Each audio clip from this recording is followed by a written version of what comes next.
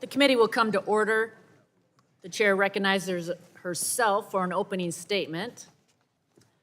Today, the Committee on Energy and Commerce is taking action on 13 bipartisan bills from the Health Subcommittee to improve the health and well-being of the American people. It is also Mr. James, although he's not here, first full committee markup. I know he's hit the ground running on the committee as a bill on the agenda today, so I'm thankful for his contributions. A number of bills today continue the important work of the committee to support moms and children. For example, the Accelerating Kids Access to Care Act will make it easier for children enrolled in Medicaid to get the important specialty care they need. Dr. Miller Meeks has been a leader on this legislation, and we've heard testimony from Iowa Children's Hospital of the needless and detrimental delays in care due to red tape. The bill is even more important now with exciting innovation in cell and gene therapies that could cure children with sickle cell and other rare diseases, but potentially require children to travel across the country. Next, the Shine for Autumn Act, which passed this committee and the House floor overwhelmingly last Congress. This is the second piece of legislation that we've moved to help prevent the heartbreaking tragedy of stillbirth. I want to share a special thanks to Debbie Hain, who's in the audience today, for her steadfast support and dedication to raising awareness on stillbirths for over a decade. This bill is named after her daughter, Autumn Joy, who was born still on July 8th, 2011. And we are honored to remember Autumn today and to thank Debbie for her tireless advocacy. In addition, my friend Representative Chris Smith has for decades led the effort for more research into autism and the best ways to support the entire population of individuals with autism and their families. The latest reauthorization of the Autism CARES Act, which I'm proud to support today, continues important HHS-wide programs to further these goals. We will also move Representative Olbernolte's HOLD Act forward to further support living organ donors who give the miraculous gift of life to patients in need. And while not included on today's agenda, reauthorizing the Pediatric Rare Disease Priority Review Voucher Program at FDA ahead of its September 30th expiration remains a top priority. Patients with rare diseases and their families continue to push for action. And by continuing to work together, we can pass it out of this committee with broad bipartisan support. We're also voting on 4 bills to improve program integrity in Medicaid. Bills from Representatives Bill Arakis, Miller Meeks, D'Esposito, and Garcia will reduce the rate of improper payments by ensuring that only current living beneficiaries are enrolled in Medicaid and only legitimate providers participate in the program. Bills that require timely disenrolling of deceased beneficiaries from Medicaid may seem obvious, but the Office of Inspector General continues to find it is an issue. I'm glad these members have prioritized being good stewards of Medicaid funds. And finally, I want to highlight the work of the committee as we continue to help seniors access health care. This committee led on site-neutral reforms as a part of the Lower Cost, More Transparency Act to make sure seniors paid the same out-of-pocket for drug administration, regardless of whether it was administered in a hospital or a doctor's office. During COVID-19, seniors were able to get specialty medications directly from their oncologist, but this is no longer the case. Ms. Harshberger's legislation will reestablish this option for seniors for another 5 years, and will continue to work to improve access to telehealth in Medicare. Mr. James' legislation will ensure program integrity measures are in place so that we can more effectively see how telehealth is working for patients on Medicare. Ms. Steele's legislation will make telehealth more accessible for patients with limited English proficiency.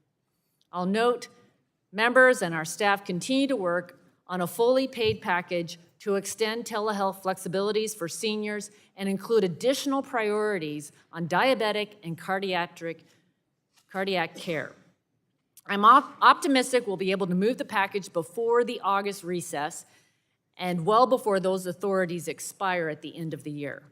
I want to thank all the members for their hard work on these bills and taking the time necessary to get the policy right, and move policies in a fiscally responsible way.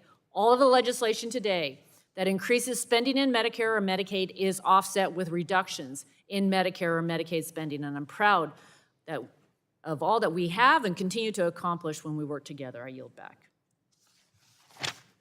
I now recognize the gentleman from New Jersey, the ranking member, Representative Pallone, for 5 minutes for his opening statement.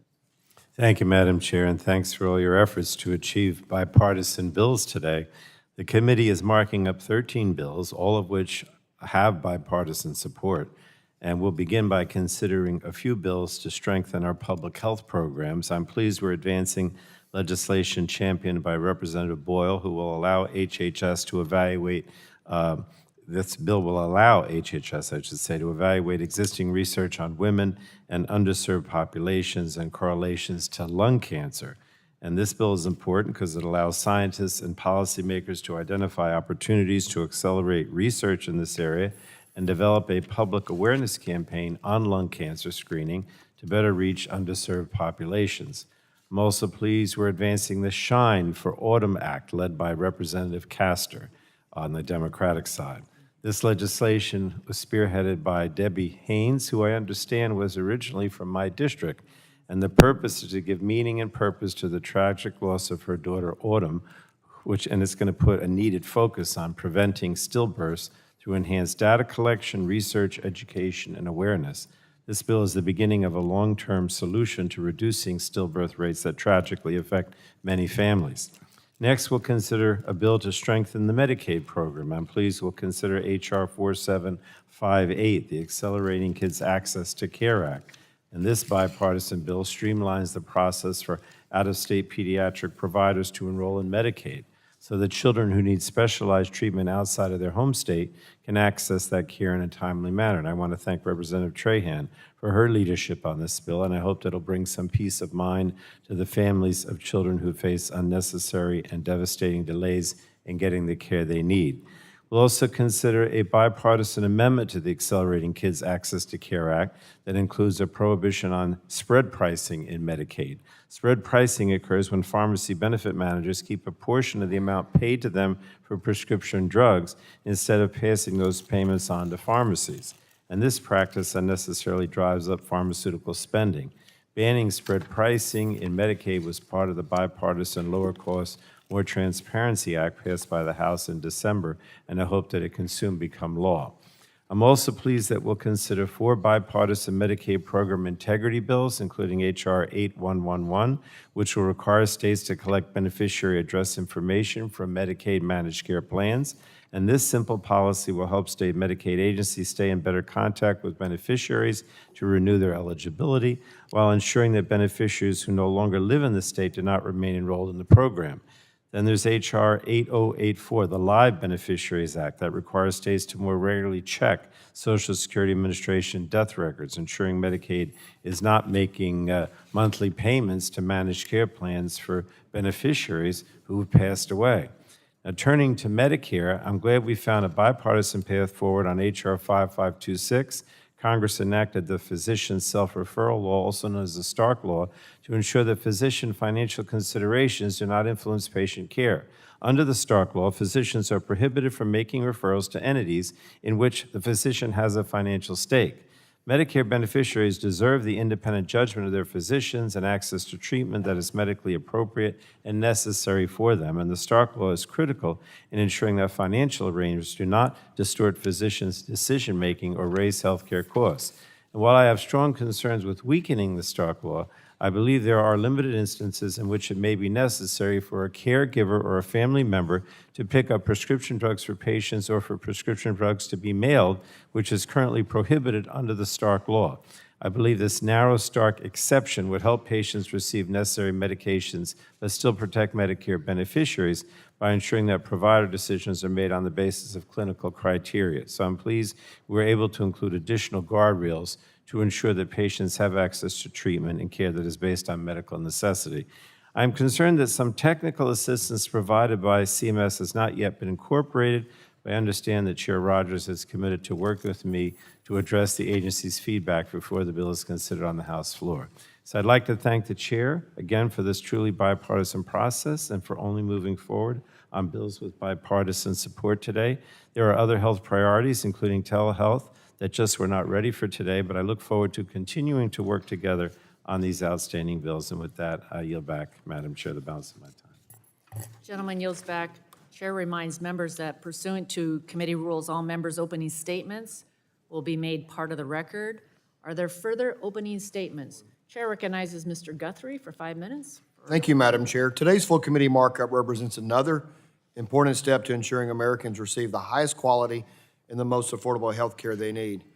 Today, we're marking up legislation to provide greater access to life-saving care for kids, access to critical telehealth services for our seniors, address critical program integrity issues in the Medicaid program, and provide access to care for vulnerable populations. I would like to thank all the Health Subcommittee colleagues and the staff for advancing these bills to the full committee and for the bipartisanship on such important issues. Specifically, I'd like to thank Representatives Miller Meeks and Bilirakis for their bipartisan work to address program integrity issues in the Medicaid program. We also have legislation, the Honor Our Living Donors Act, that will help patients in need of a transplant gain access to potential donors by making common sense reforms to the current program. And while we're not addressing the more major bills or comprehensive bills on telehealth today, we do have some bills on telehealth, and thanks to Representative James and Representative Still for leading these important bills to help seniors struggling in behavioral health care needs, in addition to making telehealth more accessible to non-native English speakers. And I know there's work to continue on the more comprehensive telehealth bills and the pediatric priority review voucher. Look forward to that work. Mr. Bilirakis and SU are continuing to work on legislation for the pediatric priority review and make other important changes for rare disease drug development that we heard testimony in this subcommittee on Rare Disease Day. I look forward to discussion today and yield back. Gentleman yields back. Are there further opening statements? Chair recognizes Ms. Eshu for 3 minutes for an opening statement. Thank you, Madam Chairwoman, and good morning, colleagues. Today, as the members have said, we're considering 13 bills. First, we'll consider several bills to make the Medicaid program more efficient by ensuring enrollment information for physicians and patients is up to date. Second, we'll consider the Shine for Autumn Act, legislation introduced by Congresswomen Castor and Kelly to close gaps in stillbirth data, research, and awareness to ensure that all moms have healthy babies. Third, we'll consider the Women and Lung Cancer Research and Preventive Services Act, legislation to move the needle on the alarming increase of lung cancer diagnoses among young women who have never smoked by commissioning more research on prevention and treatment. Unfortunately, we haven't reached bipartisan agreement yet on my legislation, the Innovation in Pediatric Drugs Act. I plan to continue bipartisan negotiations with you, Madam Chairwoman, and our ranking member, Mr. Pallone, and Congressman Bilirakis to identify an offset or a workaround to accommodate increased funding for the NIH Best Pharmaceuticals for Children Act program. The program is critical for studying new uses for drugs to treat children once the drugs lose their patent protections. I appreciate and thank the chairwoman, our ranking member, and Mr. Bilirakis for working with me on this important issue. It's hard to find an agreement, and I thank you and your staff for working closely with myself and my staff to get the legislation to where it is today. And where we are today, I believe, is very close to the finish line. I look forward to finding, as I said, a bipartisan solution. I applaud the work that's gone into the bills that are before us, and I look forward to this productive market, and I yield back. Gentlelady yields back. Further opening statements. Chair recognizes Mr. Bilirakis for 3 minutes for the purposes of offering an opening statement. Thank you so much, Madam Chair. I'll be brief, but I want to reiterate our commitment to work towards a strong bipartisan resolution on the pediatric rare disease package we put together at subcommittee under the Give Kids a Chance Act. While I'm disappointed that we couldn't consider that legislation here today in the full committee markup, I remain optimistic that we will be able to notice and vote out as strong of a bipartisan showing as possible in the next markup we schedule. I'm fully committed to continuing to negotiate and work out an agreement with my friend and colleague, Representative Eshoo, and I know we're very close to doing that. So I want to thank her for her good faith efforts thus far. I know we both care about this issue greatly, and I want to ensure we are incentivizing new treatments and cures for children with rare diseases and cancers. We must move forward quickly to reauthorize the Rare Pediatric Priority Review Voucher, which expires in September. I know we're going to get it right.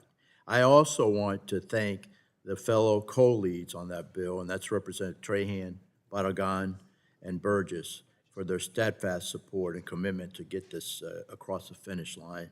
In the interim, we have great policies on the agenda today, including the Accelerating Kids Access to Care Act, the SPEAK Act, and Shine for Autumn Act, among many others. I thank the chair and the ranking member for putting together this markup, and I look forward to supporting all these bills out of committee today, and I'll yield back the balance of my time unless somebody wants it.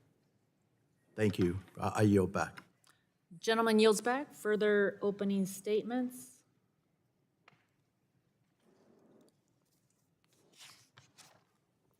Seeing none, the chair calls up H.R. 6020 as amended by the Subcommittee on Health and asks the clerk to report.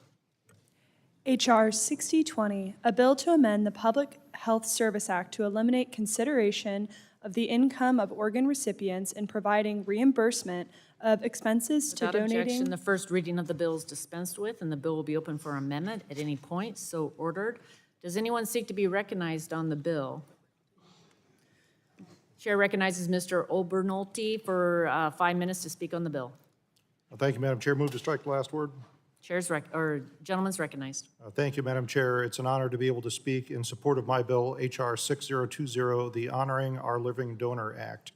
I think we can all agree that one of the most selfless acts that someone can commit is the donation of an organ to someone else, and yet it happens thousands of times each year.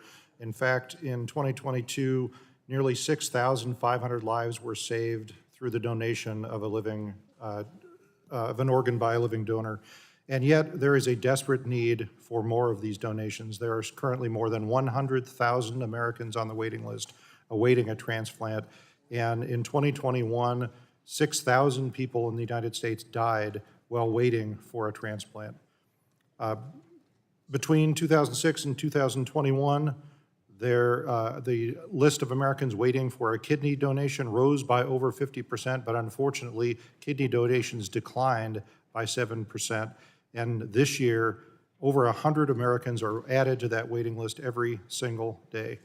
And the reason for this is that it is a huge commitment to be a living organ donor. In addition to the medical commitment, the typical living organ donor spends over 10% of their annual income just to be a donor. On average, they have to take 2 weeks off of work. It's 6 weeks off of work if the work involves physical exertion. And it's a huge burden on these people. So we want to make it easier for people to be living organ donors. In 2007, Congress established the National Living Organ Donor Assistance Center, which provides assistance financially to donors who make less than 350% of the poverty line. However, that means test is applied not only to the income of the donor, but also to the income of the recipient, which is actually pretty nonsensical and has resulted in many people who would be eligible for assistance to not be eligible for that assistance. This bill, H.R. 6020, would correct that problem by clarifying that the means test applies only to the donor and not to the recipient of the organ. Hopefully this will incentivize more people to take the selfless step of becoming living organ donors and get those organ donations back up to where they're more meeting the need. I'd like to thank Congresswoman Susan DelBene for her work on this bill and for co-leading the bill with me. This is a common sense bill that passed out of subcommittee unanimously. I'd respectfully request your support on the bill. I yield back. Gentleman yields back. Further discussion? For what purpose does the Gentlelady seek recognition. Madam Chair, I move to strike the last word. Gentlelady is recognized for 5 minutes. I'm glad to see the committee taking up legislation to address the shortage of available organs for transplant. I support the HOLD Act, and I'm confident it will save lives. But we still have a lot of work left to do to address the national organ shortage. Every day, 17 Americans die waiting for an organ. Americans we could save with updated public policy. We need bold action to prevent this needless loss of life. That's why at the start of this Congress, I introduced the Organ Donation Clarification Act, which includes language to ensure more potential donors are eligible for federal support. This language is mirrored in the HOLD Act, which I'm supporting today. Beyond the language before us today, my bill would ensure potential donors would receive the comprehensive support they need to be able to donate. It would also allow for the testing of new and innovative technologies or methods to increase donations. Today, there are over 100,000 patients waiting for a kidney. Most of them will never get one. This is a national crisis. To meet the magnitude of this crisis, we must do more. We should pass the HOLD Act today, and I hope this committee can continue to work on this issue, including by taking up my Organ Donation Clarification Act. I yield the balance of my time. Gentlelady Ms. Matsui yields back. Further discussion?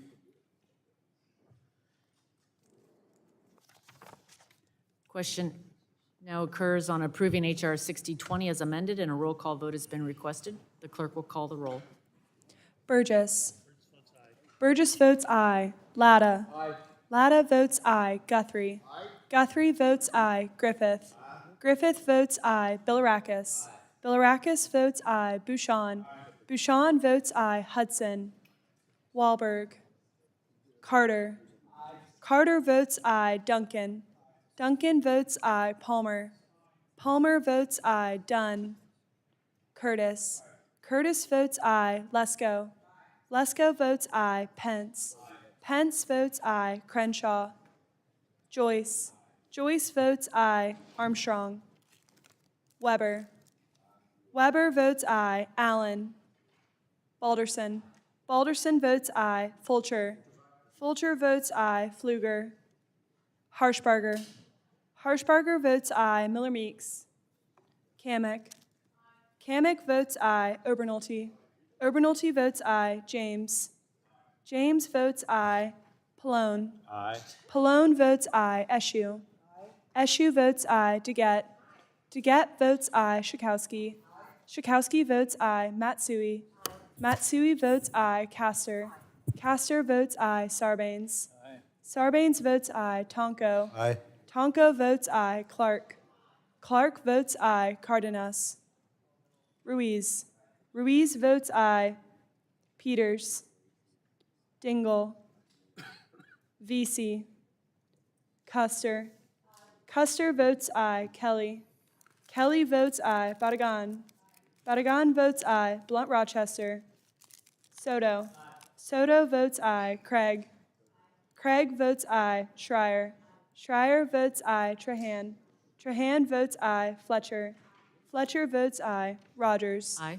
Rodgers votes aye. Oh. Madam Mr. Clerk? Card- Yeah.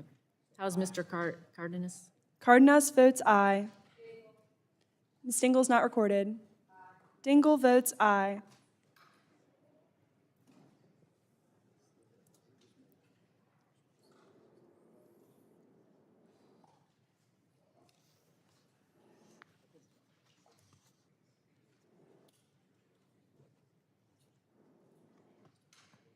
The clerk will report. Chair Rodgers, Madam Clerk, how is Mr. Vesey recorded? Mr. Vesey is not recorded. Vesey votes aye.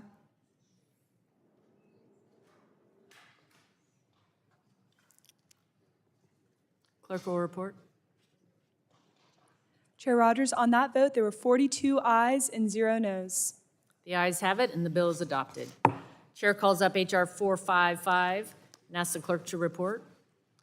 H.R. 455, a bill to amend the Controlled Substances Act to fix a technical error in the definitions. Without objection, the first reading of the bill is dispensed with, and the bill will be open for amendment at any point. So ordered. Does anyone seek to be recognized on the bill?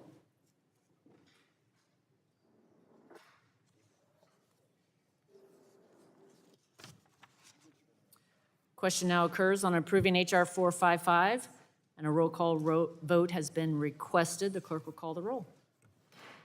Burgess. Burgess votes aye. Latta. Latta votes aye. Guthrie. Guthrie votes aye. Griffith. Griffith votes aye. Bilirakis. Bilirakis votes aye. Bouchon. Bouchon votes aye. Hudson. Wahlberg. Carter. Carter votes aye. Duncan. Duncan votes aye. Palmer. Palmer votes aye. Dunn. Curtis. Curtis votes aye. Lesko. Lesko votes aye. Pence. Pence votes aye. Crenshaw. Joyce. Joyce votes aye. Armstrong. Weber. Weber votes aye. Allen. Balderson. Balderson votes aye. Fulcher. Fulcher votes aye. Pfluger. Harshbarger. Harshbarger votes aye. Miller Meeks. Miller Meeks votes aye. Kamick. Kamick votes aye. Obernolte. Obernolte votes aye. James. James votes aye. Pallone. Aye. Pallone votes aye. Eschew. Eschew votes aye. DeGette. DeGette votes aye. Schakowsky. Schakowsky votes aye. Matsui. Matsui votes aye. Castor. Castor votes aye. Sarbanes. Aye. Sarbanes votes aye. Tonko. Aye. Tonko votes aye. Clark. Clark votes aye. Cardenas. Cardenas votes aye. Ruiz. Ruiz votes aye. Peters. Dingle. Dingle votes aye. Vesey. Vesey votes aye. Custer. Custer votes aye. Kelly. Kelly votes aye. Barragan. Barragan votes aye. Blunt Rochester. Soto. Soto votes aye. Craig. Craig votes aye. Schreier. Schreier votes aye. Trahan. Trahan votes aye. Fletcher. Fletcher votes aye. Chair Rodgers. Aye. Chair Rodgers votes aye.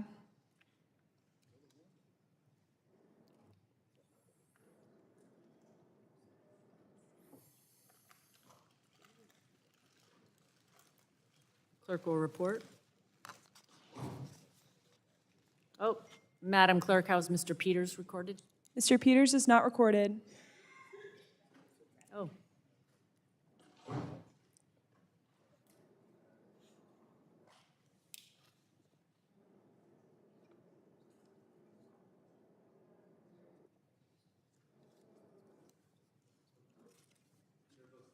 Peters votes aye. Clerk will report. Chair Rodgers, on that vote, there were 44 ayes and 0 noes. The ayes have it, and the bill is adopted. Chair calls up H.R. 4534 as amended by the Subcommittee on Health and asks the clerk to report. H.R. 4534, a bill to require a review of women and lung cancer and for other purposes. Without objection, the first reading of the bill is dispensed with. The bill will be open for amendment at any point, so ordered. Does anyone seek to be recognized on the bill? For what purpose does Mr. Ruiz seek recognition? I'd like to strike the last word. Gentleman's recognized for 5 minutes. Thank you, Chairwoman. According to the CDC, lung cancer is the third most common cancer in the United States. While the number of new lung cancer cases is decreasing, more work needs to be done to reduce barriers to preventative screenings and innovative treatments. We need to address the disparity in lung cancer cases between men and women so we can save more lives. That is why this bipartisan bill, H.R. 4534, the Women in Lung Cancer Research and Preventative Services Act, that I co-sponsored, is so important. And I would like to thank my colleagues, Rep. Lisa Blunt Rochester and Rep. Boyle on Ways and Means for their work on this legislation. This bill would require HHS and the Department of Defense and the VA to collaborate on an interagency review of women in lung cancer and preventative services, as well as identify opportunities for improving research. It would also increase public awareness of this disease. So I urge my colleagues to support this bill in markup today. While it is not under consideration by the committee today, I would like to reiterate my support for another bipartisan bill that I am an original co-sponsor of, H.R. 2407, the Nancy Gardner Sewell Medicare Multi-Cancer Early Detection Screening Coverage Act. This bill would increase access to multi-cancer early detection tests for our nation's seniors, and this has life-saving potential. So I urge my colleagues to join me and co-sponsor H.R. 2407, and I urge the committee to include this bill in future markups and any healthcare package that is being worked on. Thank you, and I yield back. Gentleman yields back. Further discussion? Seeing none, the question now occurs on approving H.R. 4534 as amended, and a roll call vote has been requested. The clerk will call the roll. Burgess. Burgess votes aye. Latta. Latta votes aye. Guthrie. Guthrie votes aye. Griffith. Griffith votes aye. Bilirakis. Bilirakis votes aye. Bouchon. Bouchon votes aye. Hudson. Wahlberg. Carter. Duncan. Duncan votes aye. Palmer. Dunn. Curtis. Lesko. Lesko votes aye. Pence. Pence votes aye. Crenshaw. Joyce. Joyce votes aye. Armstrong. Weber. Weber votes aye. Allen. Balderson.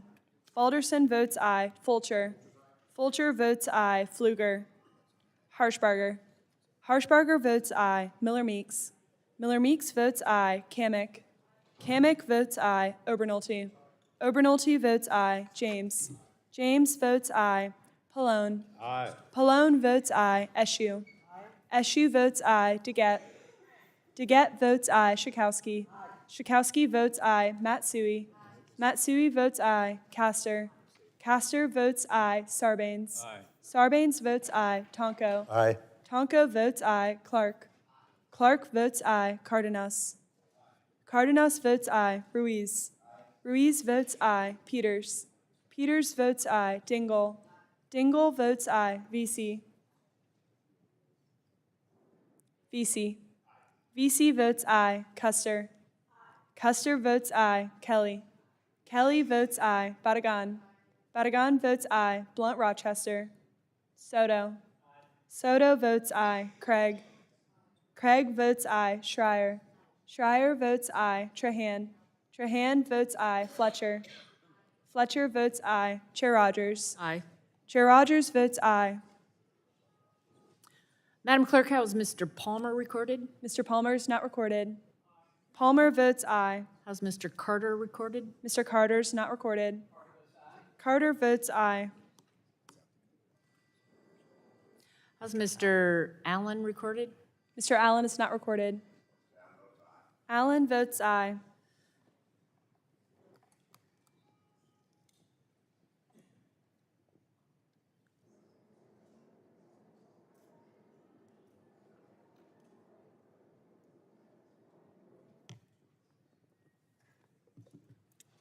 Clerk will report. Chair Rodgers, on that vote, there were 44 ayes and 0 noes. The ayes have it, and the bill is adopted. Chair calls up H.R. 5012 and asks the clerk to report. H.R. 5012, a bill to improve research and data collection on stillbirths and for other purposes. Without objection, the first reading of the bill is dispensed with. The bill will be open for amendment at any point, so ordered. Does anyone seek to be recognized on the bill? Madam Chair? For what purpose does Mrs. Lesko seek recognition? Thank you, Madam Chair. I move to strike the last word. Gentlelady's recognized for 5 minutes. Stillbirth is one of the most tragic things a family can go through, and sadly, more than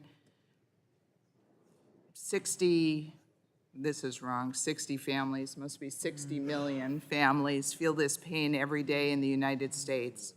But there is hope. At least 25% of these stillbirths are preventable. We just have to put the work in to get it there. I'm proud to be a co-sponsor of this bill that will increase data collection and reporting in stillbirths, provide improved fetal autopsy training to better learn about the causes of stillbirth, and more awareness and education about stillbirths, their causes, and ways they can be prevented. Although we may never completely eradicate stillbirth, we can take a big step in doing so with this legislation, so more families are not faced with the incomprehensible loss of losing a child. I urge my colleagues to support this legislation. Thank you, Madam Chair, and I yield back. Gentlelady yields back. Chair recognizes, for what purpose does Ms. Castor seek recognition? Move to strike the last word, Madam Chair. Gentlelady's recognized for 5 minutes. Thank you, Madam Chair. Members, there are too many stillbirths in America today, and that's why it is so heartening that the committee is going to do something about it by moving bipartisan legislation, the Shine for Autumn Act, that I am co-leading with Representatives Kim, Kelly, and Joyce, and thanks to the other co-sponsors here. I know Rep. Trahan, Rep. Blunt-Rochester, Rep. Lesko. But I want to also particularly thank Chair Rodgers and Ranking Member Pallone. You all have been consistent in your support and encouragement for this legislation along the way, including the professional staff, so thank you as well. The Shine for Autumn Act is not new to this committee. We passed it unanimously at the last Congress. Out of committee, it passed the House. We just need to get it across the finish line in the Senate because the need for action is urgent. The bill is named for Autumn Joy, who was born still on July 8th, 2011. Her mother, Debbie, has turned Autumn's tragic death into a mission to increase stillbirth awareness and education, and ultimately to decrease the number of families who experience such a heartbreaking loss. Many of you have met Debbie, and if you haven't, just know that she is a force for positive change. Thank you, Debbie, for galvanizing families across America to get Congress to act. Because stillbirth is a public health crisis in the United States, with over 21,000 stillbirths every year, almost 60 babies dying every day. That exceeds the number of deaths for children age 0 to 14 from guns, accidents, preterm births, SIDS, drowning, fire, and flu combined. And like too many other maternal and child health issues, there are persistent and long-standing disparities, with Black women more than twice as likely to experience stillbirth than white women. At least 1 out of 4 stillbirths is estimated to be preventable. But there's still so much that we don't know. That's why we need real change. We need measurable improvements for families. The Shine for Autumn Act will improve surveillance and data collection relating to stillbirth nationwide. We'll invest in research to examine the causes and risk factors. Additionally, we'll seek to increase education and awareness around stillbirth. Parents deserve better data and science. And I know that until an issue has been carefully researched, analyzed, and quantified, it is nearly impossible to take meaningful action. We need a clearer picture as to why babies are dying if we want to make progress towards reducing stillbirth rates and improving outcomes. So with timely and accurate data, we can begin to understand the underlying causes and guide policy actions and much-needed strategies for prevention. Together, our committee can address the serious maternal and infant health crisis that is tearing so many families apart and causing significant pain and trauma. And I know there are others here today who are among the 91 bipartisan co-sponsors. Thank you. Thank you for your unanimous vote last Congress. Thank you for helping us get it past the House. And talk to your senators about making this a priority too.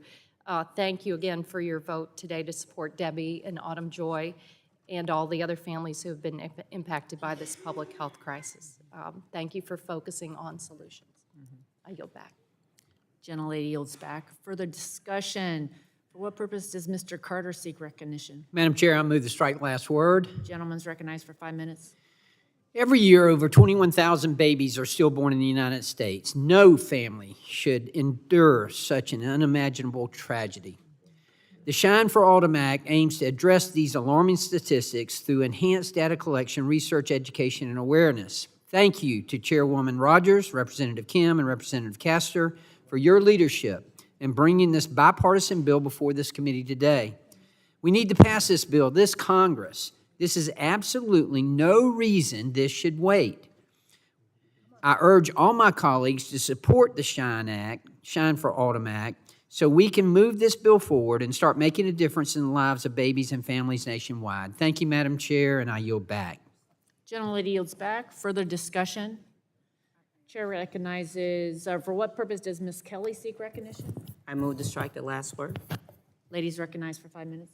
Thank you, Madam Chair. As you've heard, there are over 20,000 stillborn babies each year in the United States. This is a deeply painful experience for mothers and family. And what's even more troubling, according to research, nearly a quarter of these stillbirths can be prevented, with the majority occurring in low-risk pregnancies. Black women, Medicaid recipients, and residents of rural areas bear a disproportionate share of these tragic losses, underscoring the urgent need for targeted interventions and equitable access to care. These disparities in our maternity care system have profound consequences. Maternity and newborn care account for a significant portion of hospital expenditures for most commercial insurers and state Medicaid programs. With Medicaid covering 42% of births in the United States, the federal government bears substantial responsibility for ensuring the quality and value of maternal newborn care. We cannot remain complacent. We can and must do more to mitigate the risk of stillbirth and offer support to those who have suffered such a traumatic loss. That's why I'm proud to join the bipartisan Shine for Autumn Act, along with my colleagues Rep. Castor, my co-chair of the bipartisan Maternity Care Caucus, Rep. Young Kim, and Rep. Joyce. Importantly, these bills allocate funds, as you've heard, to enhance data collection, increase training in perinatal pathology, and disseminate educational materials on stillbirths. This legislation will give families a true chance to thrive and is vital for bridging research gaps. For these reasons, I urge my colleagues to once again to support this bill so that no mother has to endure the heartbreak of having a stillborn baby. Thank you, and I yield back. Gentlelady yields back. Further discussion? For what purpose does Ms. Miller-Meeks seek recognition? Madam Chair, I move to strike the last word. Ladies recognized for 5 minutes. I'm proud to co-sponsor H.R. 5012, Stillbirth Health Improvement and Education for Autumn Act, sponsored by my friend and colleague Young Kim. This legislation would authorize grants and improve data collection processes for the prevention of stillbirths. In 2021, 164 Iowans were stillborn, wreaking havoc on expecting mothers and families who wait 9 months for the joyful occasion, only to be met with tragedy and guilt and remorse. Stillbirth is possible for all pregnancies, even ones that are seemingly low risk. This legislation would create the first nationally coordinated effort to reduce stillbirths, and I'm proud to be supportive of this effort, and I thank Autumn's mom for being here with us today and championing this cause. Thank you, Madam Chair, and I yield back the balance of my time. Gentlelady yields back. Further discussion? Seeing none, question now occurs on approving H.R. 5012, and a roll call vote has been requested. The clerk will call the roll. Burgess. Burgess votes aye. Burgess votes aye. Latta. Aye. Latta votes aye. Guthrie. Aye. Guthrie votes aye. Griffith. Aye. Griffith votes aye. Bilirakis. Bilirakis votes aye. Bouchon. Bouchon votes aye. Hudson. Wahlberg. Wahlberg votes aye. Carter. Carter votes aye. Duncan. Duncan votes aye. Palmer. Palmer votes aye. Dunn. Curtis. Lesko. Lesko votes aye. Pence. Pence votes aye. Crenshaw. Joyce. Joyce votes aye. Armstrong. Weber. Weber votes aye. Allen. Allen votes aye. Balderson. Balderson votes aye. Fulcher. Fulcher votes aye. Pfluger. Harshbarger. Harshbarger votes aye. Miller-Meeks. Miller-Meeks votes aye. Kamick. Kamick votes aye. Obernolte. Obernolte votes aye. James. James votes aye. Pallone. Eshoo. Eshoo votes aye. DeGette. DeGette votes aye. Schakowsky. Schakowsky votes aye. Matsui. Matsui votes aye. Castor. Castor votes aye. Sarbanes. Sarbanes votes aye. Tonko. Aye. Tonko votes aye. Clark. Clark votes aye. Cardenas. Cardenas votes aye. Ruiz. Ruiz votes aye. Peters. Peters votes aye. Dingle. Dingle votes aye. Vesey. Vesey votes aye. Custer. Custer votes aye. Kelly. Kelly votes aye. Barragan. Barragan votes aye. Blunt Rochester. Soto. Soto votes no. Soto is off, no, on aye. Craig. Craig votes aye. Schreier. Schreier votes aye. Trahan. Trahan votes aye. Fletcher. Fletcher votes aye. Chair Rodgers. Aye. Chair Rodgers votes aye. Madam Clerk, how is Mr. Pallone recorded? Mr. Pallone is not recorded. Pallone votes aye.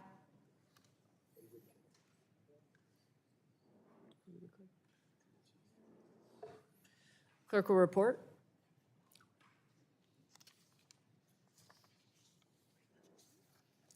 Chair Rodgers, on that vote, there were 45 ayes and 0 noes. The ayes have it, and the bill is adopted. Good news. We will now recess the floor votes for floor votes and resume 10 minutes after the last floor vote is called. The committee will stand in recess.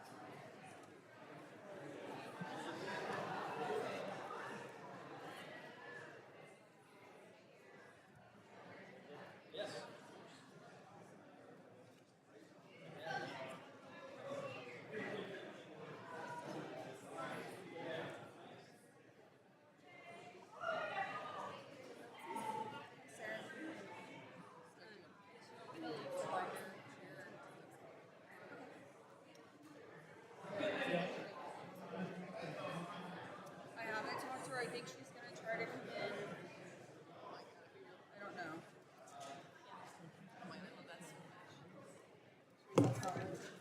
I don't know that she knows how to make that distinction. That's great. So far, so good. We're rocking and rolling. Grace has set it up. She did. It's a Senate staffer for you. Everything's very baked. Oh. No one likes surprises. Yeah. Do you want to say Yeah. hi to Yeah. Debbie? Yeah.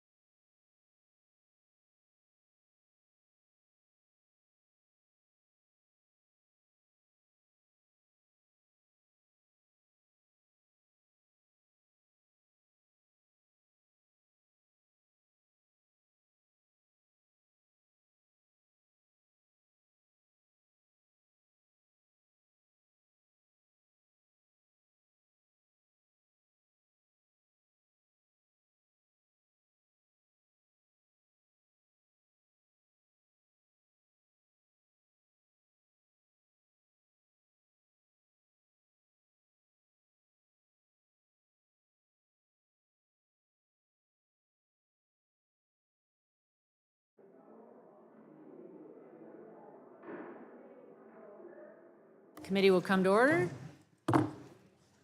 Chair calls up HR 6020. Is that right? Is that what we just did? No, we did 6020. Yeah. Well. Okay, Chair calls up HR 7213 as amended by the Subcommittee on Health and asks the clerk to report. H.R. 7213, a bill to amend the Public Health Service Act to enhance activities of the National Institutes of Health with respect to research on autism, spectrum disorder, and Without enhanced objection, the programs. first reading of the bill is dispensed with, and the bill will be open for amendment at any point. So order. Does anyone seek to be recognized on the bill? Madam Chair.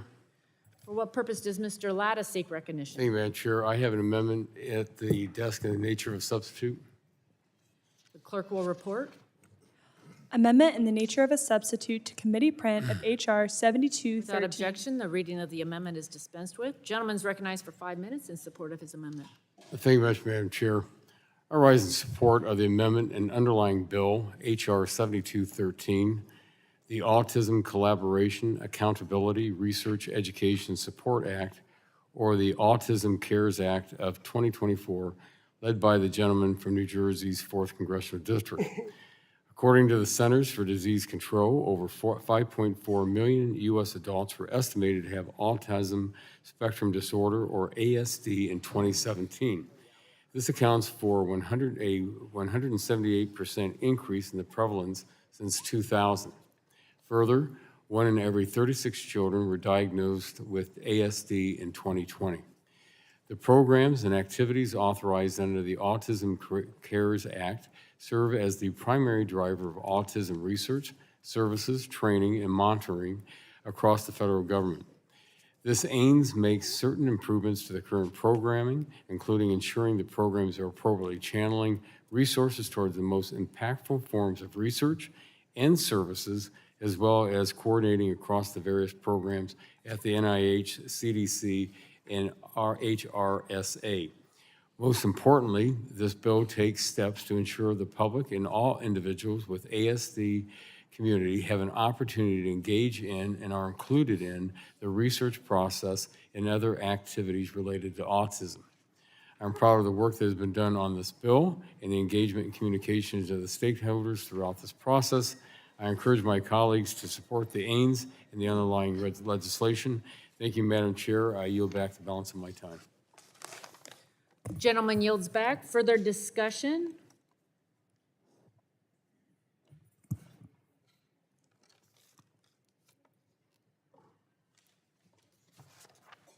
If there's no further discussion, the vote occurs on, For what purpose does Mr. Carter seek recognition? Madam Chair, I move to strike the last word. Gentleman's recognized for 5 minutes. The Autism Cares Act has been the single most important driver of federal investment in autism research and training programs over the past 2 decades. It has led to improvements in early intervention services, a better understanding of the prevalence of autism, and a better understanding of the co-occurring health conditions that autistic people experience. Importantly, it has also been responsible for thousands of future health professionals being trained on how to screen, diagnose, and provide interventions to autistic people and other individuals with neurodevelopment disabilities to improve their health and well-being. Thanks to the Autism Cares Act, many health professionals are better equipped to meet the ever-changing and diverse needs of autistic people and other people with neurodevelopment disabilities. This bill will ensure ongoing support by NIH of research at institutions like the Markup Autism Center in Atlanta and the Georgia Lynn Program at Georgia State University. Located in my home state of Georgia within Children's Healthcare of Atlanta, the Markup Autism Center is one of the largest organizations in the country that blends research on autism with providing clinical services for children on the autism spectrum and their families. It is my hope the House will consider this bill as soon as possible so we can work with the Senate to secure passage and enactment into law before the current authorization expires at the end of this fiscal year. Thank you, Madam Chair, and I yield back. Gentleman yields back. Is there any further discussion? Seeing none, the vote occurs on the amendment. All those in favor will signify by saying aye. Those opposed, nay. The ayes have it. The amendment is agreed to.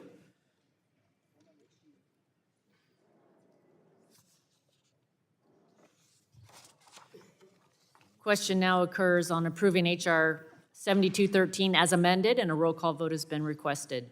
The clerk will call the roll. Burgess. Burgess votes aye. Latta. Latta votes aye. Guthrie. Guthrie votes aye. Griffith. Griffith votes aye. Bilirakis. Bilirakis votes aye. Bouchon. Bouchon votes aye. Hudson. Wahlberg. Wahlberg votes aye. Carter. Carter votes aye. Duncan. Duncan votes aye. Palmer. Dunn. Curtis. Lesko. Lesko votes aye. Pence. Pence votes aye. Crenshaw. Joyce. Joyce votes aye. Armstrong. Weber. Weber votes aye. Allen. Allen votes aye. Balderson. Balderson votes aye. Fulcher. Pfluger. Harshbarger. Harshbarger votes aye. Miller Meeks. Kamick. Kamick votes aye. Obernolte. Obernolte votes aye. James. James votes aye. Pallone. Aye. Pallone votes aye. Eshue. Eshue votes aye. DeGette. DeGette votes aye. Schakowsky. Schakowsky votes aye. Matsui. Matsui votes aye. Castor. Castor votes aye. Sarbanes. Sarbanes votes aye. Tonko. Aye. Tonko votes aye. Clark. Clark votes aye. Cardenas. Cardenas votes aye. Ruiz. Ruiz votes aye. Peters. Peters votes aye. Dingle. Dingle votes aye. Vesey. Vesey votes aye. Custer. Custer votes aye. Kelly. Kelly votes aye. Badagon. Blunt Rochester. Soto. Soto votes aye. Craig. Schreier. Schreier votes aye. Trahan. Trahan votes aye. Fletcher. Fletcher votes aye. Chair Rodgers. Aye. Chair Rodgers votes aye. Madam Clerk, has Mr. Palmer recorded? Mr. Palmer is not recorded. Palmer votes aye. Dunn is not recorded. Dunn votes aye.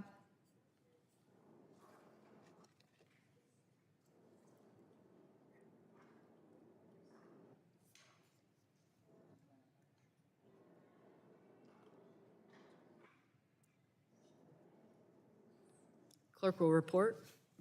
Chair Rodgers, on that vote, there were 42 ayes and 0 noes. The ayes have it, and the bill is adopted. Chair calls up H.R. 8084 and asks the clerk to report.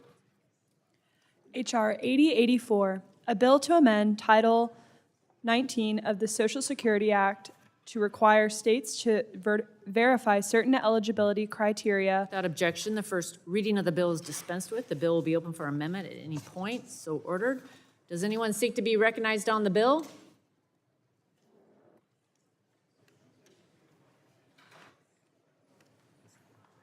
On the amendment, Madam Chair. Oh, are there any amendments? Mr. Bilirakis, Thank you. for what purpose do you seek recognition? I have an amendment at the desk. The clerk will report. Amendment in the nature of a substitute to H.R. 8084, offered by Mr. Bilirakis. Strike all after the enacting Without clause and objection, insert the reading following. of the amendment is dispensed with. The gentleman is recognized for 5 minutes in support of his amendment. Thank you, Madam Chair. I want to offer the sains to my bipartisan bill. It's H.R. 8084, the Leveraging Integrity and Verification of Eligibility or Live Beneficiaries Act. I'm grateful to work alongside Representative Craig and thank her for her support. It's a common sense bill, and it's focused on Medicaid program integrity and preventing fraud, waste, and abuse to save tax dollars. The AINS incorporates technical assistance we receive from CMS to ensure that states are certifying, at least on a quarterly basis, that enrollees are not listed on the Social Security Administration's Death Master File database. We also include a provision to give states the ability to check other death records to make sure Medicaid beneficiaries are not deceased. We also require immediate disenrollment of beneficiaries should they verify the death of Medicaid enrollees. This repeals the current CMS guidance that forced states to collect additional information about their beneficiaries to ensure their records are correct. I questioned Director Tsai about this unnecessary bureaucracy, and I'm glad we can address it here with this particular amendment. Lastly, while I know the Death Master file is a highly accurate record of information, sometimes mistakes do occur, and they really do occur, Madam Chair. We have evidence that they do. The amendment importantly provides a process for re-enrollment should the information from the database turn out to be incorrect. We certainly agree that we don't want to inadvertently disenroll Medicaid patients that are still alive, and this amendment makes that clarification. I ask all my colleagues to support my aims and support this common sense proposal by passing ultimately H.R. 8084 as amended. And I'll yield back the balance of my time unless someone wants it. I'll yield back, Madam Chair. Thank you so very much. Gentleman yields back. For what purpose does Ms. Craig seek recognition? Madam Chair, I move to strike the last word. Gentlelady is recognized for 5 minutes. Thank you so much, Madam Chair. Thank you for holding today's markup and for including my bill, the Live Beneficiaries Act. I also want to thank my colleague, Representative Bilirakis, for his partnership on this common sense piece of legislation. Gus, it's always a pleasure working with you and your team. Our bill would require states to verify through a quarterly check with the Social Security Administration's Death Master File database that Medicaid recipients are not deceased and remove any deceased beneficiaries from their databases. This simple fix will prevent hundreds of millions of dollars in improper payments and make sure that taxpayer dollars are being spent responsibly. When I came to Congress, I promised that I would work across the aisle and seek to reform the way government works. Our bill makes important reforms to the government's oversight of taxpayer dollars. By tackling this kind of waste, we can make room to fund important priorities, like the home and community-based services that so many Medicaid beneficiaries rely on. Thank you again, Madam Chair, and I yield back. Gentlelady yields back. Further discussion?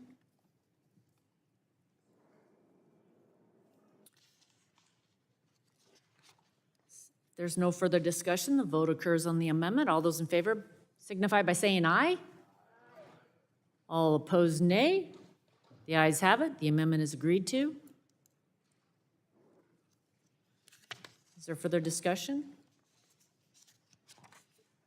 Question now occurs on approving H.R. 8084 as amended, and the roll call vote has been requested. The clerk will call the roll. Burgess. Burgess votes aye. Burgess votes aye. Latta. Latta votes aye. Guthrie. Guthrie votes aye. Griffith. Griffith votes aye. Bilirakis. Bilirakis votes aye. Bouchon. Hudson. Wahlberg. Wahlberg votes aye. Carter. Duncan. Duncan votes aye. Palmer. Dunn. Dunn votes aye. Curtis. Lesko. Lesko votes aye. Pence. Pence votes aye. Crenshaw. Joyce.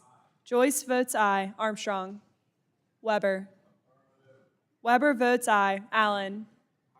Allen votes aye. Balderson. Balderson votes aye. Fulcher. Pfluger. Harshbarger. Harshbarger votes aye. Miller-Meeks. Miller-Meeks votes aye. Kamek. Kamek votes aye. Obernolte. Obernolte votes aye. James. James votes aye. Pallone. Aye. Pallone votes aye. Eshoo. Eshoo votes aye. DeGette. DeGette votes aye. Schakowsky.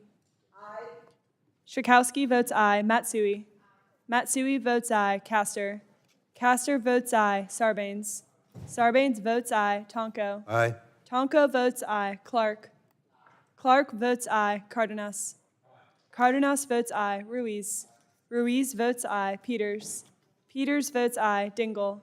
Dingle votes aye. Vesey. Custer. Custer votes aye. Kelly. Kelly votes aye. Barragan.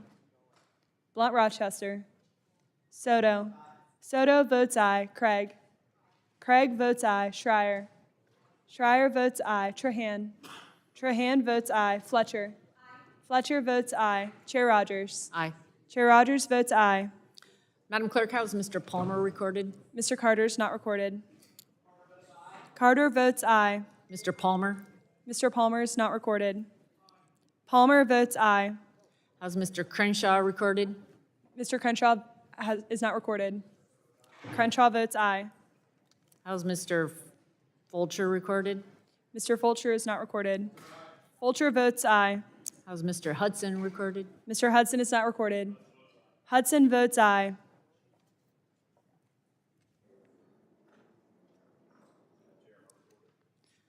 Madam Clerk, is Mr. Vesey recorded? Mr. Vesey is not recorded. Vesey votes aye.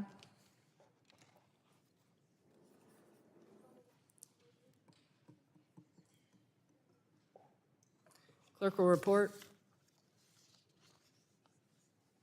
Chair Rodgers, on that vote, there were 46 ayes and 0 noes. Ayes have it.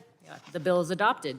Chair calls up H.R. 8089 as amended by the Subcommittee on Health and asks the clerk to report. H.R. 8089, a bill to amend Title 19 of the Social Security Act to require certain additional provider screening under the Medicaid program. Without objection, the first reading of the bill is dispensed with. The bill will be open for amendment at any point. So ordered. Does anyone seek to be recognized on the bill? For what purpose does Mr. Peters seek recognition? Madam Chair, I move to strike the last word. Gentleman's recognized for 5 minutes. Thank you. In fiscal year 2023, the Department of Health and Human Services estimated a combined total of over $100 billion in improper payments in Medicare and Medicaid. In April, Comptroller General Eugene Dodaro testified before this committee's Oversight Committee about how better collaboration between CMS and states in provider screening and enrollment would help prevent improper payments. After the hearing, my colleague, Congressman Garcia, and I introduced the Medicare and Medicaid Fraud Prevention Act, which will give states better access to Social Security's death master file so they can confirm doctors are not dead before being automatically re-enrolled. Legislation before us is non-controversial, has bipartisan support. It's not going to stop improper payments overnight, but it is a small step in the right direction. I urge my colleagues to support it, and I yield back. Gentleman yields back. Further discussion? Question now occurs on approving H.R. 8089 as amended, and the roll call vote has been requested. The clerk will call the roll. Burgess. Burgess votes aye. Latta. Latta votes aye. Guthrie. Griffith. Griffith votes aye. Bilirakis. Bilirakis votes aye. Bouchon. Hudson. Wahlberg. Wahlberg votes aye. Carter. Duncan. Duncan votes aye. Palmer. Dunn. Dunn votes aye. Curtis. Lesko. Pence. Pence votes aye. Crenshaw. Crenshaw votes aye. Joyce. Joyce votes aye. Armstrong. Weber. Weber votes aye. Allen. Balderson. Balderson votes aye. Fulcher. Fulcher votes aye. Pfluger. Harshbarger. Harshbarger votes aye. Miller Meeks. Miller Meeks votes aye. Kamick. Obernolte. Obernolte votes aye. James. James votes aye. Pallone. Aye. Pallone votes aye. Eshue. Eshue votes aye. DeGette. DeGette votes aye. Schakowsky. Schakowsky votes aye. Matsui. Matsui votes aye. Castor. Castor votes aye. Sarbanes. Sarbanes votes aye. Tonko. Aye. Tonko votes aye. Clark. Clark votes aye. Cardenas. Cardenas. Cardenas votes aye. Ruiz. Ruiz votes aye. Peters. Peters votes aye. Dingle. Dingle votes aye. Vesey. Vesey votes aye. Custer. Custer votes aye. Kelly. Kelly votes aye. Badagan. Blunt Rochester. Soto. Soto votes aye. Craig. Craig votes aye. Schreier. Schreier votes aye. Trahan. Trahan votes aye. Fletcher. Fletcher votes aye. Chair Rodgers. Aye. Chair Rodgers votes aye. Guthrie votes aye. Bouchon votes aye. Hudson votes aye. Carter votes aye. Palmer votes aye. Lesko votes aye.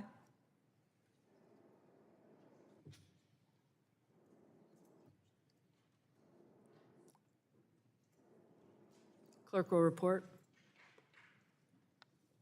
Chair Rodgers, on that vote, there were 45 ayes and 0 noes. The ayes have it, and the bill is adopted. Chair calls up H.R. 8111 and asks the clerk to report. H.R. 8111, a bill to amend Title 19 of the Social Security Act to ensure the reliability of address information provided under the Medicaid program. Without objection, the first reading of the bill is dispensed with. The bill will be open for amendment at any point, so ordered. Does anyone seek to be recognized on the bill?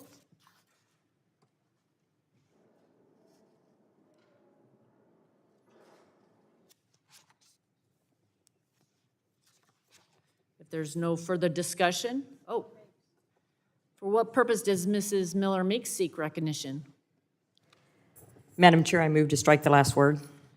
Gentlelady is recognized for 5 minutes. My legislation, H.R. 8111, the Medicaid Program Improvement Act, co-led by Congressman Cartwright, would create a process for state Medicaid programs and managed care organizations to obtain address information of program beneficiaries to ensure they are not enrolled in multiple Medicaid programs. This simple good governance legislation would maintain program integrity and help control unnecessary costs to states and the federal government without restricting access to those who legitimately qualify for Medicaid. I thank the committee for moving the bill and urge my colleagues to vote yes on the Ains and the underlying legislation. Thank you, Madam Chair, and I yield back the balance of my time. Gentlelady yields back. Does the gentlelady, Mrs. Miller Meeks, have an amendment?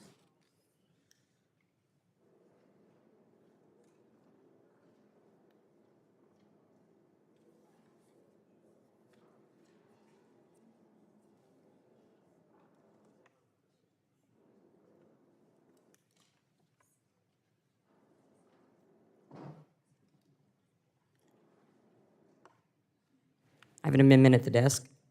The clerk will report the amendment.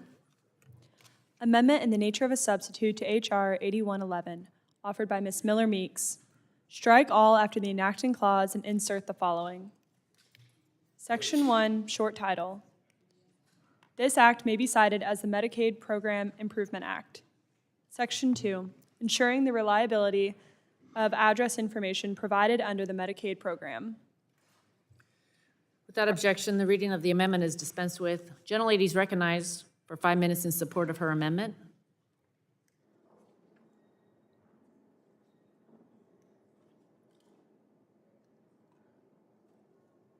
I just urge a yes vote on the Ains and the underlying bill. If there's no further discussion, the vote occurs on the amendment. All those in favor say aye. Aye. Those opposed, nay. The ayes have it. The amendment is agreed to. Is there further discussion? Seeing none, the question now occurs on approving, question occurs on the Ains, right? Was it in Ains? We did that by voice vote. By vote. Okay, thank you. Question now occurs on approving H.R. 8111 as amended. A roll call vote has been requested. The clerk will call the roll. Burgess. Burgess votes aye. Latta. Latta votes aye. Guthrie. Griffith. Griffith votes aye. Bilirakis. Bouchon. Bouchon votes aye. Hudson. Wahlberg. Carter. Duncan. Duncan votes aye. Palmer. Dunn. Dunn votes aye. Curtis. Lesko. Lesko votes aye. Pence. Crenshaw. Crenshaw votes aye. Joyce. Joyce votes aye. Armstrong. Weber. Weber votes aye. Allen. Balderson. Balderson votes aye. Fulcher. Fulcher votes aye. Pfluger. Harshbarger. Harshbarger votes aye. Miller Meeks. Miller Meeks votes aye. Kamick. Obernolte. Obernolte votes aye. James. James votes aye. Pallone. Aye. Pallone votes aye. Eschew. Eschew votes aye. DeGette. DeGette votes aye. Schakowsky. Schakowsky votes aye. Matsui. Matsui votes aye. Castor. Castor votes aye. Sarbanes. Aye. Sarbanes votes aye. Tonko. Aye. Tonko votes aye. Clark. Clark votes aye. Cardenas. Cardenas votes aye. Ruiz. Ruiz votes aye. Peters. Peters votes aye. Dingle. Dingle votes aye. VC. VC votes aye. Custer. Custer votes aye. Kelly. Kelly votes aye. Badagan. Blunt Rochester. Soto. Soto votes aye. Craig. Craig votes aye. Schreier. Schreier votes aye. Trahan. Trahan votes aye. Fletcher. Fletcher votes aye. Chair Rodgers. Aye. Chair Rodgers votes aye. Palmer votes aye. Mad- Bilirakis votes aye. Wahlberg votes aye. Hudson votes aye. Carter votes aye. Allen votes aye. Pence votes aye. Guthrie votes aye.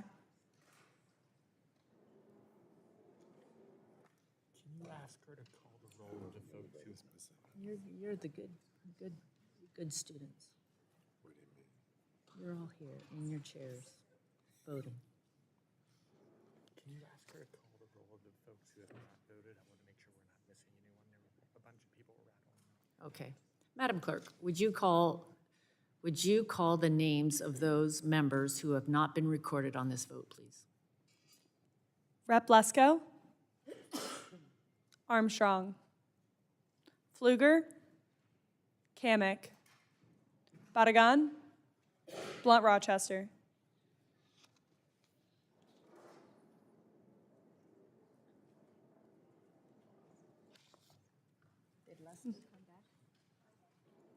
Curtis.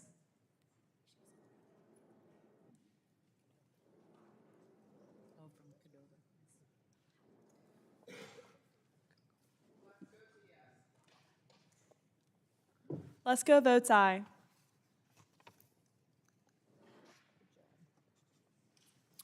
Clerk will report.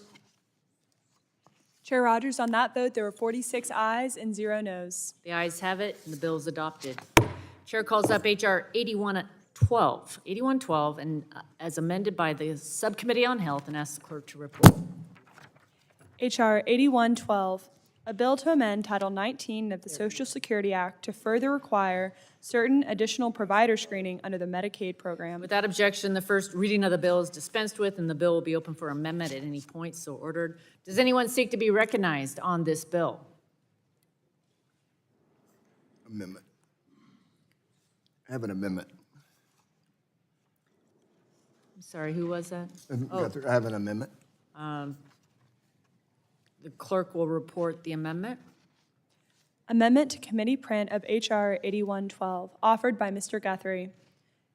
Page and line numbers refer to the Without committee. objection, the reading of the amendment is dispensed with. Gentleman is recognized for 5 minutes in support of his amendment. Thank you, Madam Chair. H.R. H112 is simple. We should not let bad doctors in the Medicaid program.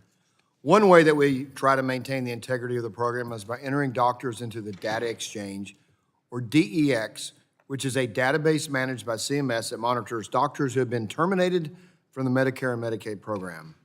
To be clear, doctors are not removed casually from either program. You have to commit fraud or harm patients in order to be terminated from the programs. The issue here is that states are not always actively checking the DEX. If a doctor breaks the law in Ohio or Tennessee and is removed from the state's Medicaid program, the doctor will be entered into the DEX. However, if my home state of Kentucky isn't checking the DEX, we may inadvertently let the doctor practice in our state. The amendment today incorporates technical assistance from CMS that would require monthly screenings for the DEX rather than the initially proposed quarterly screenings to ensure they are diligent in protecting the Medicaid program. This bill is straightforward, and I hope we will all agree that keeping bad doctors out of Medicaid is in everyone's best interest. Thanks, everybody, for all the work on this bill, and I will yield back. Is there further discussion? Seeing none, the vote occurs on the amendment. All those in favor signify by saying aye. Aye. Those opposed, nay. The ayes have it. The amendment is agreed to. Is there further discussion? Question now occurs on approving H.R. 8112 as amended. A roll call vote has been requested. The clerk will call the roll. Burgess. Burgess votes aye. Latta. Latta votes aye. Guthrie. Guthrie votes aye. Griffith. Griffith votes aye. Bilirakis. Bouchon. Bouchon votes aye. Hudson. Wahlberg. Wahlberg votes aye. Carter. Duncan. Duncan votes aye. Palmer. Dunn. Dunn votes aye. Curtis. Lesko. Pence. Pence votes aye. Crenshaw. Crenshaw votes aye. Joyce. Joyce votes aye. Armstrong. Weber. Allen. Balderson. Balderson votes aye. Fulcher. Fulcher votes aye. Pfluger. Harshbarger. Harshbarger votes aye. Miller Meeks. Miller Meeks votes aye. Kamick. Obernolte. Obernolte votes aye. James. James votes aye. Pallone. Aye. Pallone votes aye. Eschew. Eschew votes aye. DeGette. DeGette votes aye. Schakowsky. Schakowsky votes aye. Matsui. Matsui votes aye. Castor. Castor votes aye. Sarbanes. Sarbanes votes aye. Tonko. Aye. Tonko votes aye. Clark. Clark votes aye. Cardenas. Cardenas votes aye. Ruiz. Ruiz votes aye. Peters. Peters votes aye. Dingle. Dingle votes aye. Vesey. Vesey votes aye. Custer. Custer votes aye. Kelly. Badagan. Blunt Rochester. Soto. Soto votes aye. Craig. Craig votes aye. Schreier. Schreier votes aye. Trahan. Trahan votes aye. Fletcher. Fletcher votes aye. Chair Rodgers. Aye. Chair Rodgers votes aye. Lesko votes aye. Bilirakis votes aye. Hudson votes aye. Carter votes aye. Palmer votes aye. Weber votes aye.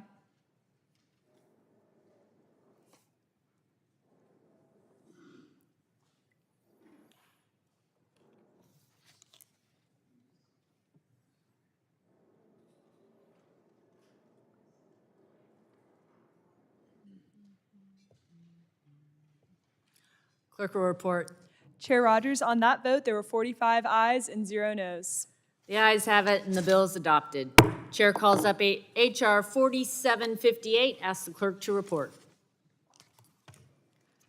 H.R. 4758, a bill to amend Title 19 of the Social Security Act to streamline enrollment under the Medicaid program of certain Without providers. objection, the across- first reading of the bill is dispensed with. The bill will be open for amendment at any point, so ordered. Does anyone seek to be recognized on the bill? I have an amendment. For what purpose does Ms. Trahan seek recognition? I have an amendment at the desk. The clerk will report the amendment. Amendment in the nature of a substitute to H.R. 4758. Strike all after the enacting clause and insert Without the objection, following. the reading of the amendment is dispensed with. Gentlelady is recognized for 5 minutes in support of her amendment. Thank you, Madam Chair. My amendment makes technical adjustments to this bipartisan bill, which I introduced alongside Congresswoman Miller Meeks. When necessary clinical care is determined for a child by medical professionals, there should be no reason that administrative burdens get in the way. The Accelerating Kids Access to Care Act is designed to cut through red tape and get kids the appropriate care and often life-saving care that they need. To express the importance of getting this legislation over the finish line, I'd like to highlight a story from a patient who was negatively impacted by the burdensome and time-consuming Medicaid provider screening and enrollment process. Almost 3 years ago, a baby, and I'll call her Lily, was born in a rural state with her esophagus in 2 separate segments and connected abnormally to the windpipe. Because this condition requires a particularly complicated procedure to correct it, doctors explained to the family there are only 2 places in the country where it could be done. One of them was Boston Children's Hospital in my home state of Massachusetts. Immediately, Lily and her parents were ready to travel to Boston, where the surgeons were standing by to perform the life-saving operation. But instead, Lily, who is a Medicaid recipient, was waiting for her home state to enroll the 8 providers at Boston Children's who needed to perform this complex surgery. Her state, confused about the rules concerning out-of-state provider enrollment, wouldn't authorize the services provided by Boston Children's. Lily's surgery was rescheduled more than 3 times and delayed over 7 months. As Lily waited, she lived with a floppy airway that could have collapsed at any moment, a weakened immune system, and routine breathing difficulties. This situation was not just a delay in paperwork, it was a delay that put a child's life at significant risk. Every day that passed was a day where her condition could have taken a fatal turn, and Lily's story is one of many across our country. That's why it is crucial for us to pass the Accelerating Kids Access to Care Act. The stakes are simply too high to allow bureaucratic hurdles to stand in the way of urgent medical care for our most vulnerable children. When care is delayed for kids with complex medical issues who need to cross over state lines, the consequences are severe and far-reaching. Delays in accessing appropriate care can lead to increased mortality rates and worsened health outcomes for pediatric patients. Additionally, families face significant financial and psychological strain when care is delayed. These delays also contribute to increased use of emergency services and high overall health care costs. I want to thank my colleague, Congresswoman Miller Meeks, for working with me on this important legislation, and I strongly urge my colleagues on this committee to support the Accelerating Kids Access to Care Act today so that we can ensure that no child on Medicaid has to endure unnecessary delays in receiving critical medical care across state lines. Thank you, Madam Chair. I yield back. Gentlelady yields back. For what purpose does Mr. Carter seek recognition? Madam Chair, I move to strike the last word. Gentleman is recognized for 5 minutes. Madam Chair, I'd like to express my support for the Accelerating Kids Access to Care Act, which will help families access life-saving care for children with complex medical conditions. In Georgia, we are blessed to have world-class children's hospitals that care for kids across the country. However, in some cases, patients with rare and complex diseases have to travel out of state to receive specialized care when the services they need are not available in their own state. The process is difficult, and it's full of red tape, often delaying children and their families from receiving the care they desperately need, and in some cases, blocking access to care altogether. The Accelerating Kids Access to Care Act will allow states to streamline the process for out-of-state pediatric care providers to enroll in another state's Medicaid program while also providing important guardrails. This is common sense policy that will help children with complex medical conditions access critical care. I'm also pleased to see the bipartisan amendment include crucial pharmacy benefit manager reforms from my Drug Price Transparency and Medicaid Act.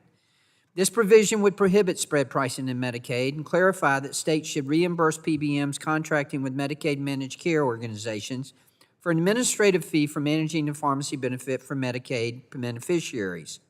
This will save taxpayers roughly $300 million and will protect patients, pharmacies, and others from middleman tactics that drive up prescription drug costs. I commend Dr. Miller Meeks and Representative Trahan for working on this issue, and I urge my colleagues to support the Accelerating Kids Access to Care Act. Thank you, Madam Chair, and I yield back. Gentleman yields back. Further discussion? Chair, for what purpose does Ms. Eshu seek recognition? Move to strike the last word, Madam Chairwoman. Gentlelady is recognized for 5 minutes. Thank you.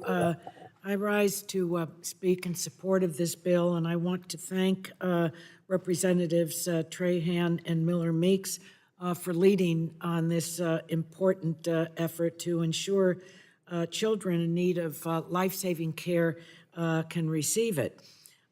Today, when a child with cancer, a rare disease, or much-needed surgery needs to travel to another state to receive treatment, the physician and sometimes the entire healthcare team treating the child must be screened and enrolled in the child's home state Medicaid program.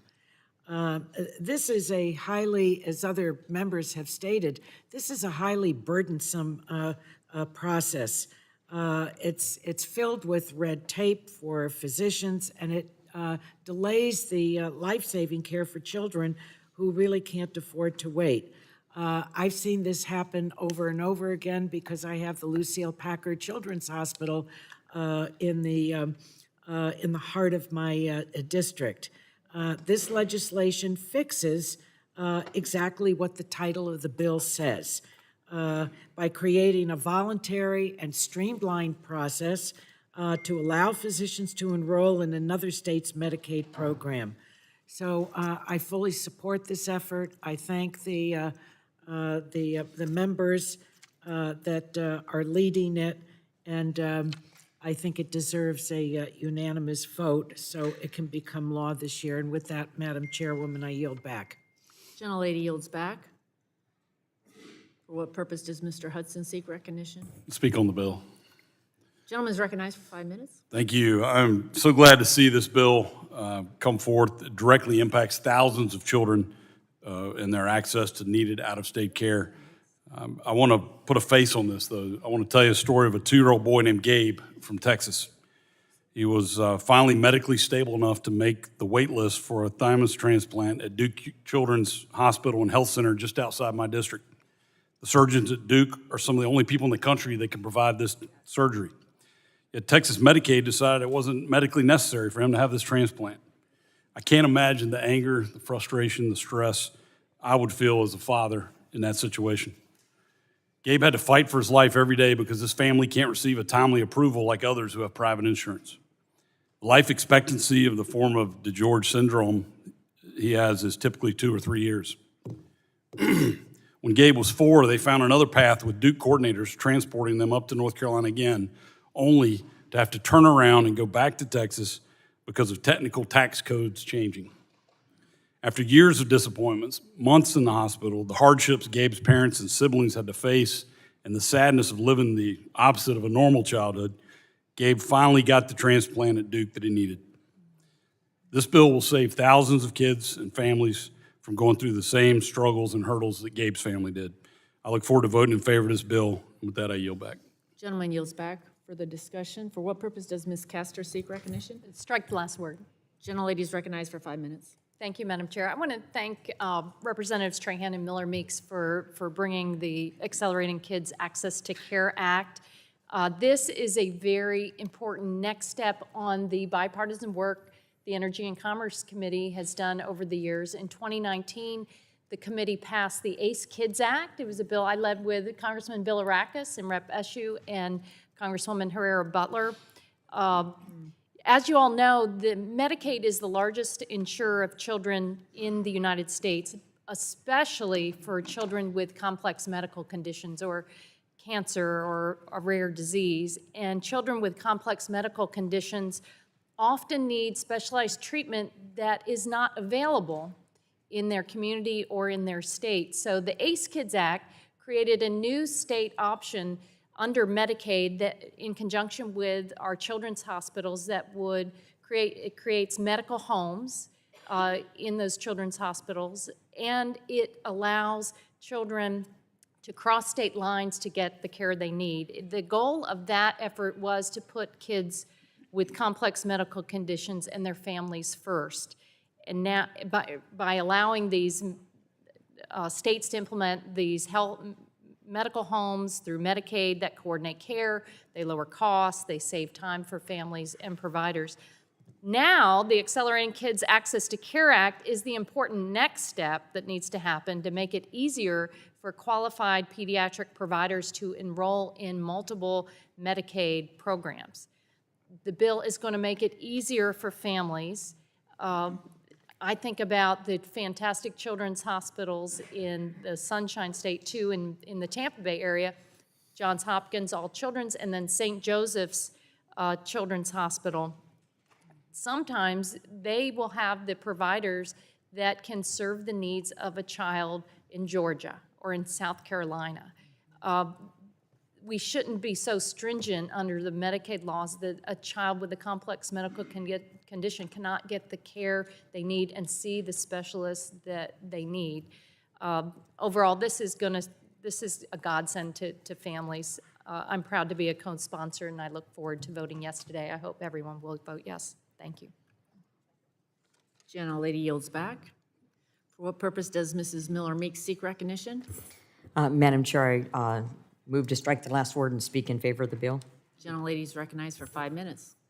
Thank you, Madam Chair. I'm proud to lead the Accelerating Kids Access to Care Act with my colleague, Representative Lori Trahan.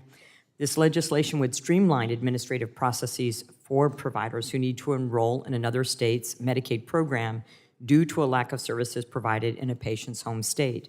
I was also proud to have a fellow Iowan and constituent, Dr. Alec Basuk, testify before the committee in February to support the legislation and highlight the positive impact it would have on Iowa families. There is currently no standardized federal pathway for this process.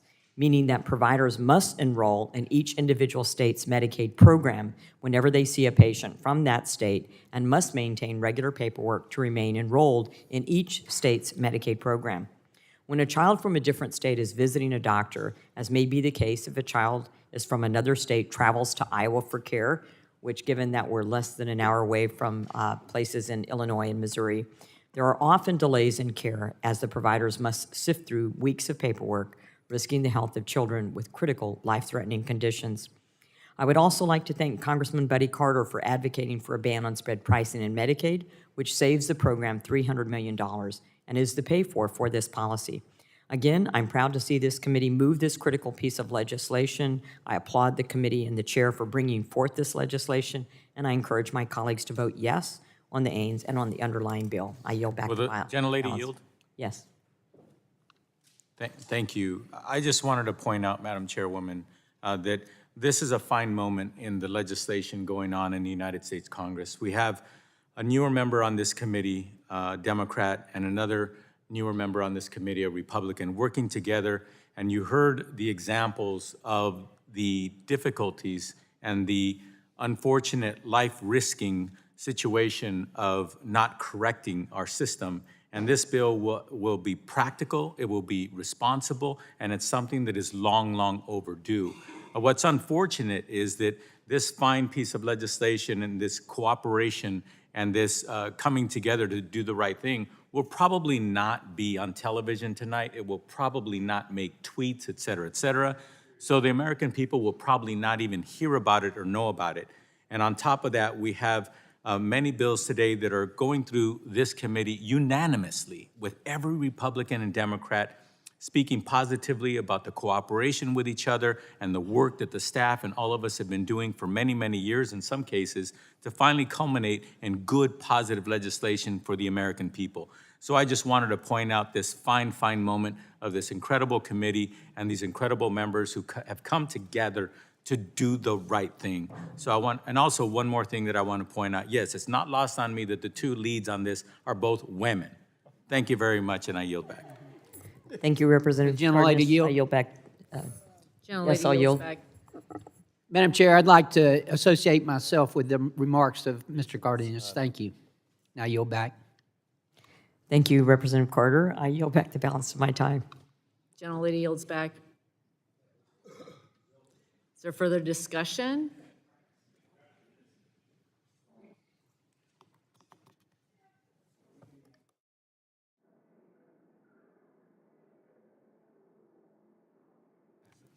Okay.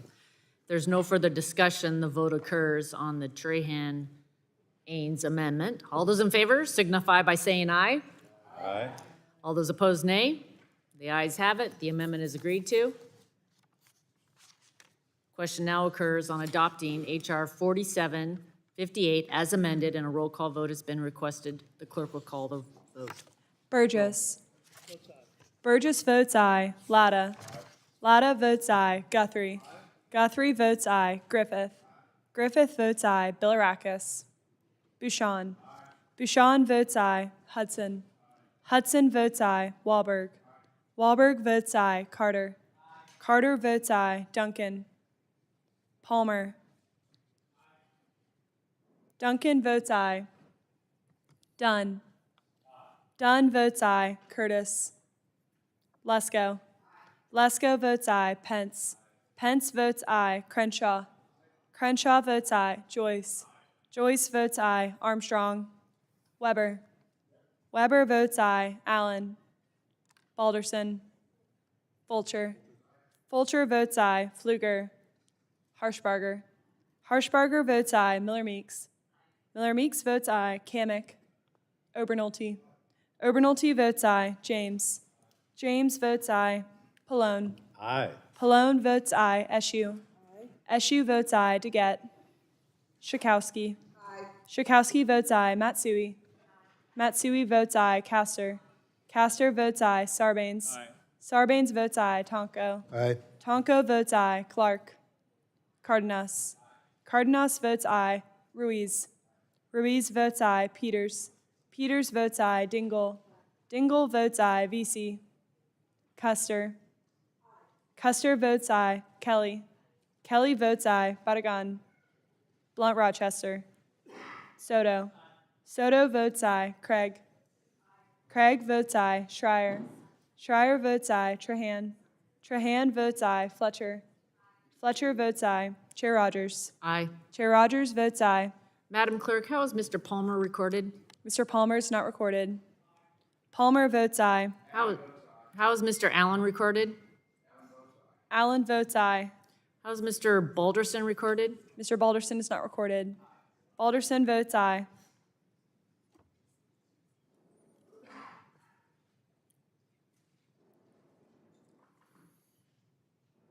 The clerk will report.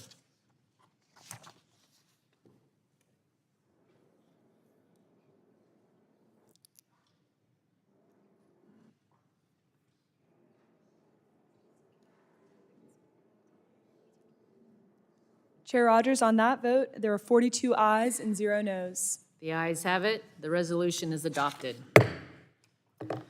The chair calls up H.R. 5526 and asks the clerk to report. H.R. 5526, a bill to amend Title 17 of the Social Security Act to clarify the application of the in-office ancillary services exception to the physician Without objection, the first self-referral. reading of the bill is dispensed with. The bill will be open for amendment at any point, so ordered. Does anyone seek to be recognized on the bill? For what purpose does Ms. Sherkowski seek recognition? I seek to strike the last word Gentlelady is recognized for 5 minutes. in favor of this piece of legislation. Yes, I want to thank Representative Harshbarger and Representative Wasserman Schultz for what is a really simple piece of legislation that solves a problem that can be very dangerous, particularly to our seniors and people with disabilities. You know, when a prescription is at the drugstore, but you happen to be a senior that doesn't have transportation, or you're very ill, and you can't get to the pharmacy or wherever you can pick up your prescription in a timely way, which can be so very, very important. And that's what it is right now. You have to show up. But this legislation says that a family member will be able to pick up that prescription, or a caregiver will be able to have the right to pick up that prescription for the person that needs it. And so I think this is such a sensible change that can make a real difference in people's lives. And so I urge all my colleagues to support this bill, and I yield back.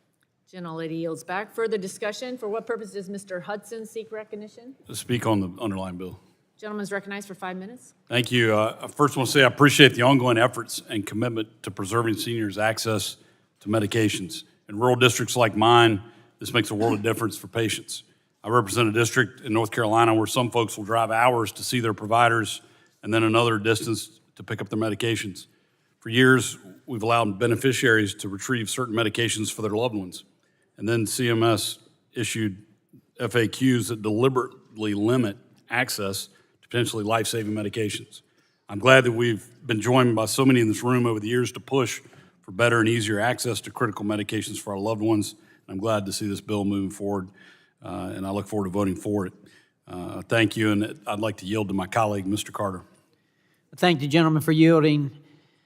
As a pharmacist, I know firsthand the importance of cancer patients getting their medications in a timely manner without any obstacles. Oncology practices should easily be able to deliver the medications they dispense or have a family member pick up the medications for them. However, CMS is suggesting that patients should rely on PBM mail service to get their medications. This is a non-starter because there will be delays and denials. We need to pass this simple solution that's in H.R. 5526, the Seniors Access to Critical Medications Act, for the sake of Medicare seniors and those disabled. That is why I applaud Representative Harshbarger for introducing this bill, and I urge my colleagues to support it. Thank you, Madam Chair. I yield back. I yield back. Gentleman yields back. Further discussion? For what purpose does Ms. Eshu seek recognition? To strike the last word, Madam Chairwoman, and speak on, in support of the bill. Gentlelady is recognized for 5 minutes. Thank you. Today, we're voting on legislation to extend a common sense policy established during the COVID pandemic to extend what was established during the pandemic that made it easier for patients, cancer patients, to get their drugs mailed directly to them by their oncologists. The flexibility limited cancer patients' potential exposure to COVID. It kept them safe and healthy, while it ensured that they could continue to receive treatment from their oncologists. It also offered cancer patients peace of mind, knowing they didn't have to worry about whether they'd be too sick to drive to their oncologist to pick up their drugs. After an oncology practice opens an on-site pharmacy, studies have found patients starting their treatments more quickly after their diagnosis, which is obviously highly positive. When anyone has cancer, they can't afford to wait. That's why I voted in favor of extending this policy during our Health Subcommittee markup earlier this year. I'm glad that a bipartisan agreement was reached to reinstate this flexibility for 5 years, with the stipulation that oncologists complete one face-to-face visit with their patients before oncology drugs can be sent to their homes, and that the oncologist's relationship with the patient be an ongoing one. This requirement is a common sense guardrail to limit the chance of fraud, which I know colleagues had concerns about. We should be proud that we're making treatments more accessible to cancer patients by advancing this proposal today. Obviously, I urge a unanimous vote on this, and with that, I yield back, Chairwoman, and thank you. Gentlelady yields back. Further discussion? Madam Chair, For what purpose does Mrs. Harshberger seek recognition? I have an amendment at the desk. The clerk will report the amendment.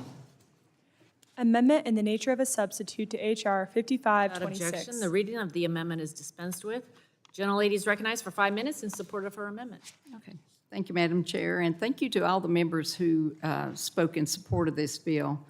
This amendment represents a bipartisan compromise to the important legislation that I introduced with Representative Wasserman-Schultz, and which has strong bipartisan co-sponsor support from many members on this committee.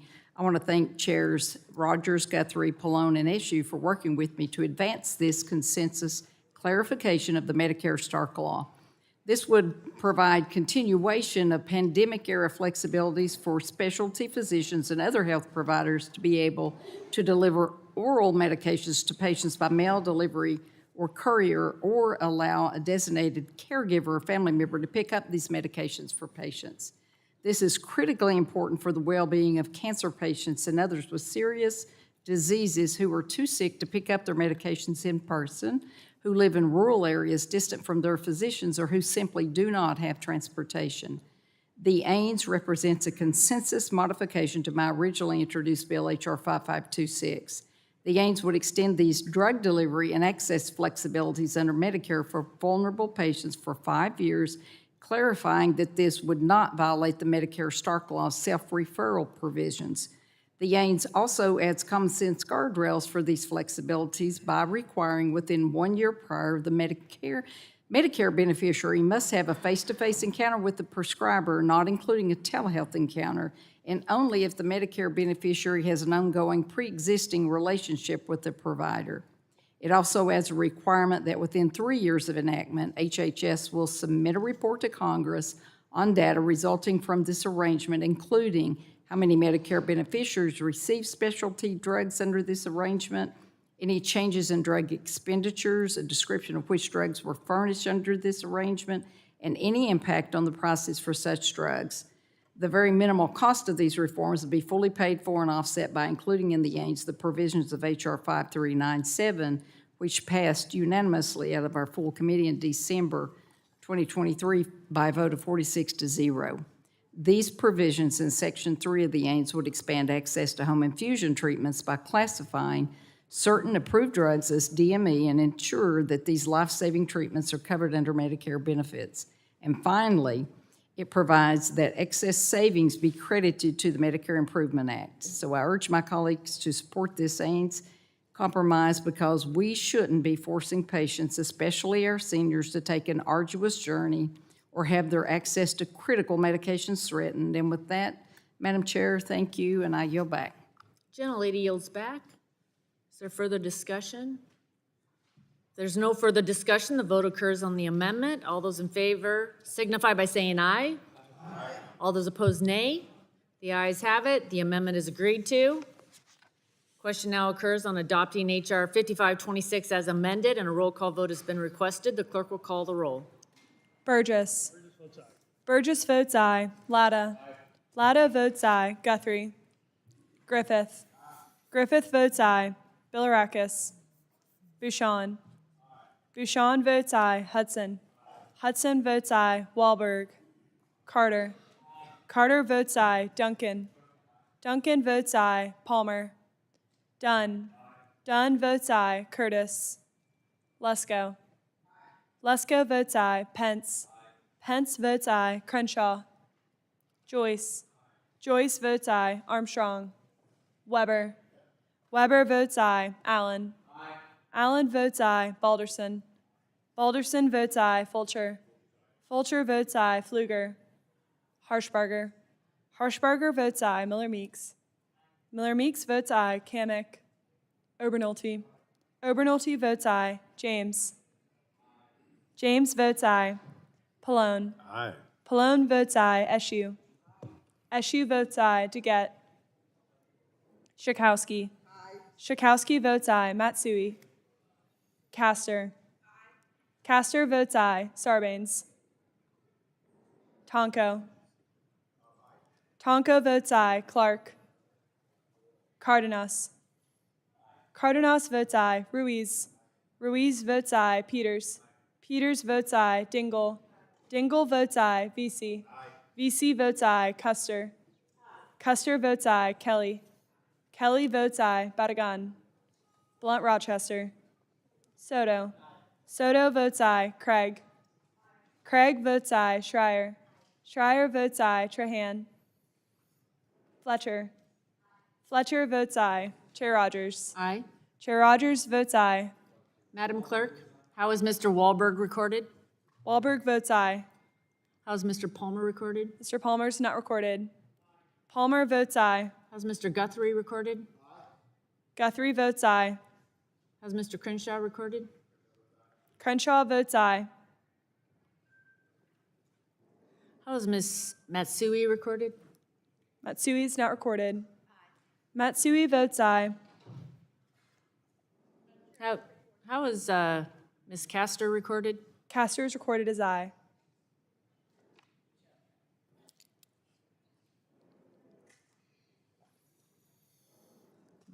The clerk will report.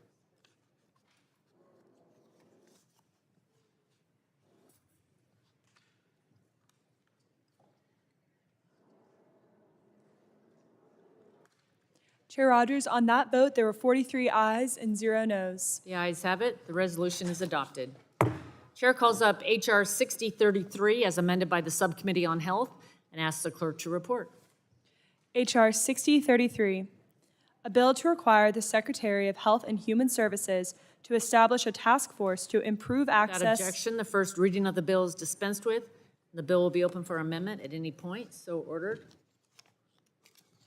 Does anyone seek to be recognized on the bill? For what purpose does Mr. Cardenas seek recognition? Thank you, Madam Chair. Move to strike the last word. Gentleman is recognized for 5 minutes. Thank you very much. I'd like to speak on the SPEAK Act. I commend the inclusion of H.R. 6033, the Supporting Patients Education and Acknowledge Act, which I'm proud to co-lead with my Representative Steele and several of my colleagues on both sides of the aisle. This legislation empowers patients to make informed decisions about their health by providing them with vital resources and support in their preferred language, the preferred way that they'd like to communicate. Clear communication between patients and providers improves health outcomes, but also enhances the efficiency of the healthcare system, reducing misunderstandings, costly delays, and potentially life-threatening errors. This legislation is a critical step in addressing these challenges and improving the healthcare experience for millions. I've seen firsthand how language barriers can impact patient care. For example, I being the youngest of 11 children, both of my parents raised in Mexico, their English was very, very limited. So my mother, when she went to the doctor, would pick one of her 11 children to go with her to actually interpret for her. Normally, we would be able to interpret for her at the front desk of the clinic or wherever she's seeking health care. Then we would be able to walk down the hall or what have you with her and help interpret. But when she was in the room with the doctor, that's when we were dismissed to go back to the waiting room. That is not an effective and efficient way for providing service to people, especially when it comes to their health care. In addition to that, my father was so uncomfortable speaking in English that he never went to the doctor. That is not a measure of good healthcare outcomes or good practice by any means. Of course, this is incumbent upon people like my father and my mother to try their best to learn how to communicate in the language of English, but at the same time, when it comes to healthcare and when it comes to effective and efficient healthcare, we need to make sure that we try our best to do what we can, not only as legislators, but as a system, to make sure that we have the best communication possible so that men, women, and children can get the best care possible in the language that they prefer or need to be communicated with. Again, all this bill does is direct the Secretary of Health and Human Services to convene a task force to assess barriers and develop recommendations to improve access to health information systems for non-English speakers in our great country. So with that, I'd like to once again ask my colleagues to please support this legislation. So far, we're 11 for 11 on fully aye votes, unanimous decisions in this committee today. Hopefully, we'll continue with that record on the last two bills, including this one. With that, Madam Chair, I yield back. For what purpose does Mr. Soto seek recognition? To strike the last word. Gentleman's recognized for 5 minutes. Thank you, Madam Chairwoman. We know in most health emergencies and treatments that knowledge is power and time is of the essence.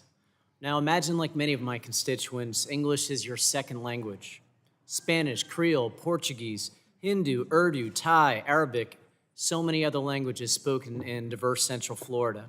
Many of them are seniors, some of them are children as well.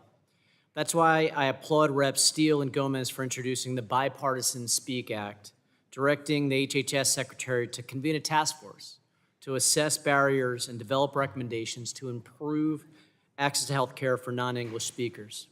There are many potential solutions to these issues, like interpreters via telehealth, an area we've been working on quite a bit in this committee, as well as artificial intelligence and hiring folks who can speak various languages. It's the right thing to do to save lives. It also can save money by encouraging access to health care and by preventing health conditions from getting worse among many of these communities. As a nation of immigrants, this has been a long time coming, and I applaud the committee for going forward on this. Thanks, and I yield back. Gentleman yields back. Is there further discussion? There's no further discussion. The question now occurs on approving H.R. 6033 as amended, and a roll call vote has been requested. The clerk will call the roll. Burgess. Latta. Aye. Latta votes aye. Guthrie. Griffith. Griffith votes aye. Bilirakis. Bouchon. Bouchon votes aye. Hudson. Hudson votes aye. Wahlberg. Carter. Carter votes aye. Duncan. Duncan votes aye. Palmer. Palmer votes aye. Dunn. Dunn votes aye. Curtis. Lesko. Lesko votes aye. Pence. Pence votes aye. Crenshaw. Crenshaw votes aye. Joyce. Joyce votes aye. Armstrong. Weber. Allen. Allen votes aye. Balderson. Balderson votes aye. Fulcher. Fulcher votes aye. Pfluger. Harshbarger. Harshbarger votes aye. Miller Meeks. Miller Meeks votes aye. Kamick. Obernolte. Obernolte votes aye. James. James votes aye. Pallone. Pallone votes aye. Eshu. Eshu votes aye. DeGette. Schakowsky. Matsui. Matsui votes aye. Castor. Castor votes aye. Sarbanes. Tonko. Clark. Cardenas. Cardenas votes aye. Ruiz. Ruiz votes aye. Peters. Peters votes aye. Dingle. Dingle votes aye. Vesey. Custer. Custer votes aye. Kelly. Kelly votes aye. Badagan. Blunt Rochester. Soto. Soto votes aye. Craig. Craig votes aye. Schreier. Schreier votes aye. Trahan. Fletcher. Fletcher votes aye. Chair Rodgers. Chair Rodgers votes aye. Recorded. Ms. Schakowsky is not recorded. Aye. Schakowsky votes aye. How's Mr. Vesey recorded? Mr. Vesey is not recorded. Vesey votes aye. How's Mr. Tonko recorded? Mr. Tonko is not recorded. Tonko votes aye. How's Mr. Guthrie recorded? Guthrie votes aye. How's Mr. Wahlberg recorded? Wahlberg votes aye. How's Mr. Weber recorded? Mr. Weber is not recorded. Weber votes aye.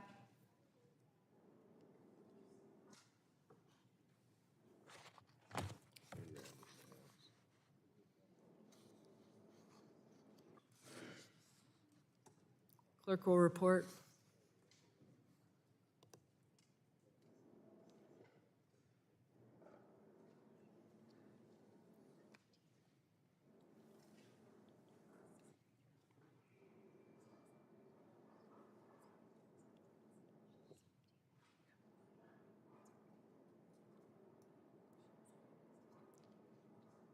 Chair Rodgers, on that vote, there were 40 ayes and 0 noes. The ayes have it. The bill is adopted.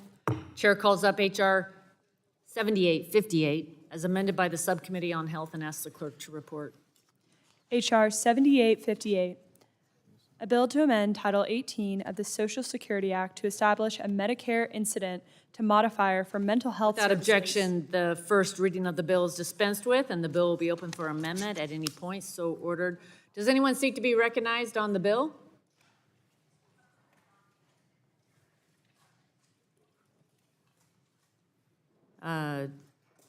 For what purpose does Mr. James seek recognition? Maybe an introduction? Chairman Yes, Rodgers, someone to introduce? it is my honor to be sitting for my first full committee markup as the newest member of the Energy and Commerce Committee, and it is my even bigger honor to have my oldest son, also John James from Michigan, All to sit beside right. me on one of my firsts as well. Hey, welcome, John James. Hey. Both John James. John, you get to witness on your first time here Congress truly working well. Every single one of us voting unanimously to benefit the American people. Chairwoman Rodgers, I'd like to strike the last word. Gentleman is recognized for 5 minutes. Again, I'd like to express my gratitude to the House Energy and Commerce Committee for the opportunity to participate in this full committee hearing and with my son, and to offer this crucial piece of legislation. Your dedication to improving our healthcare system is commendable, and it's an honor to sit before you here today to discuss a bill that holds significant promise for our nation. The bill we're considering here is more than just a piece of legislation. It's a pathway to enhancing healthcare delivery for millions. It's, at its core, a bill that ensures patients receive the care they need, when, and in the manner that upholds the highest standards of integrity and efficiency. Telehealth expands access to quality healthcare for all Americans, breaking down geographic and economic barriers to ensure everyone receives the care they need and deserve. My bill is designed to support the sustainability and integrity of our healthcare programs by implementing measures that promote transparency, accountability, and prudent use of resources. We can safeguard these programs for future generations. Ensuring program integrity is not just about preventing fraud, waste, and abuse. It's about maintaining the trust of the American people in our healthcare system. My bill represents a step forward in our ongoing efforts to improve the integrity and to ensure patients fully benefiting from expanded access to telehealth care services. This bill is a win for patients. It's a win for the integrity of our healthcare programs. Thank you, Chair Rodgers, and thank you to the members of the House Energy and Commerce Committee for your attention and consideration. Together, we can make a meaningful difference in the lives of countless Americans. Thank you, Madam Chair. With that, we yield. All right. That may be the best speech yet. All right. Gentlemen, John James and his son, John James, yield back. All right. Any further discussion? For what purpose does Mrs. Engel seek recognition? Madam Chair, I move to strike the last word. Gentlelady is recognized for 5 minutes. Thank you, Madam Chair. Like many of my colleagues, I am deeply supportive of telehealth and appreciative of the changes this bill is making to improve delivery of mental health services via telehealth. This bill will implement a coding modifier for mental health services furnished via telehealth to improve delivery of these critical services. Mental health matters, and this bill takes steps to improve Americans, especially those in rural communities, access to mental health care they need and deserve, and I thank my colleague from Michigan for leading it.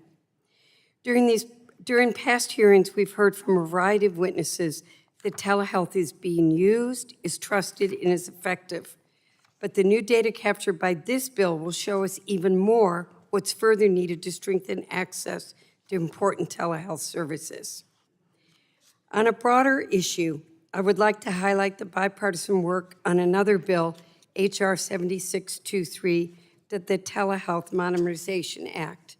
This legislation would make permanent the COVID-era telehealth flexibilities that are set to expire at the end of this year and remove originating and geographic site restrictions, which would allow patients to access telehealth from their homes and would support patients in both rural and urban areas. This legislation also would make permanent the ability of federally qualified health centers and rural health clinics to provide telehealth services and provide adequate reimbursement in those settings to ensure continued provision of virtual services.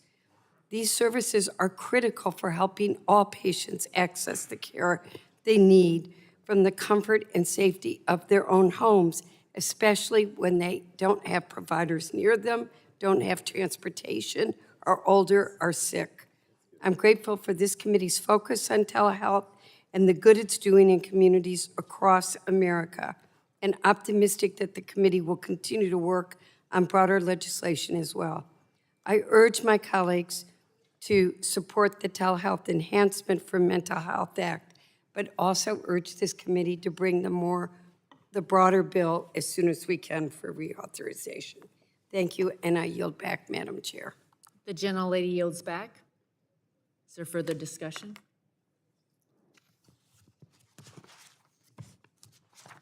Question now occurs on approving H.R. 7858 as amended. A roll call has been requested. The clerk will call the roll. Burgess. Latta. Latta votes aye. Guthrie. Griffith. Griffith votes aye. Bilirakis. Bouchon. Bouchon votes aye. Hudson. Hudson votes aye. Wahlberg. Wahlberg votes aye. Carter. Carter votes aye. Duncan. Duncan votes aye. Palmer. Dunn. Dunn votes aye. Curtis. Lesko. Lesko votes aye. Pence. Pence votes aye. Crenshaw. Crenshaw votes aye. Joyce. Joyce votes aye. Armstrong. Weber. Weber votes aye. Allen. Allen votes aye. Balderson. Balderson votes aye. Fulcher. Fulcher votes aye. Pfluger. Harshbarger. Harshbarger votes aye. Miller Meeks. Miller Meeks votes aye. Kamick. Obernolte. Obernolte votes aye. James. Aye. James votes aye. Pallone. Aye. Pallone votes aye. Eshue. Eshue votes aye. DeGette. Schakowsky. Aye. Schakowsky votes aye. Matsui. Matsui votes aye. Castor. Castor votes aye. Sarbanes. Tonko. Aye. Tonko votes aye. Clark. Cardenas. Cardenas votes aye. Ruiz. Ruiz votes aye. Peters. Peters votes aye. Dingle. Dingle votes aye. Vesey. Vesey votes aye. Custer. Custer votes aye. Kelly. Kelly votes aye. Batagan. Blunt Rochester. Soto. Soto votes aye. Craig. Craig votes aye. Schreier.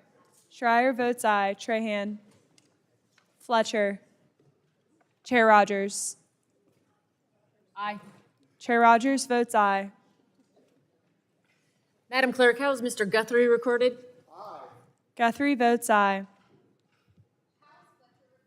Ms. Fletcher is not recorded. Fletcher votes aye. Madam Clerk, how is Mr. Palmer recorded? Mr. Palmer is not recorded. Palmer votes aye.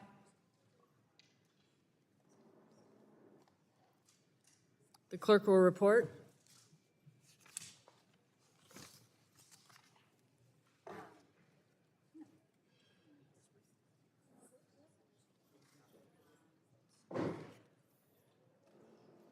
Chair Rodgers, on that vote, there were 40 ayes and 0 noes. The ayes have it, and the bill is adopted.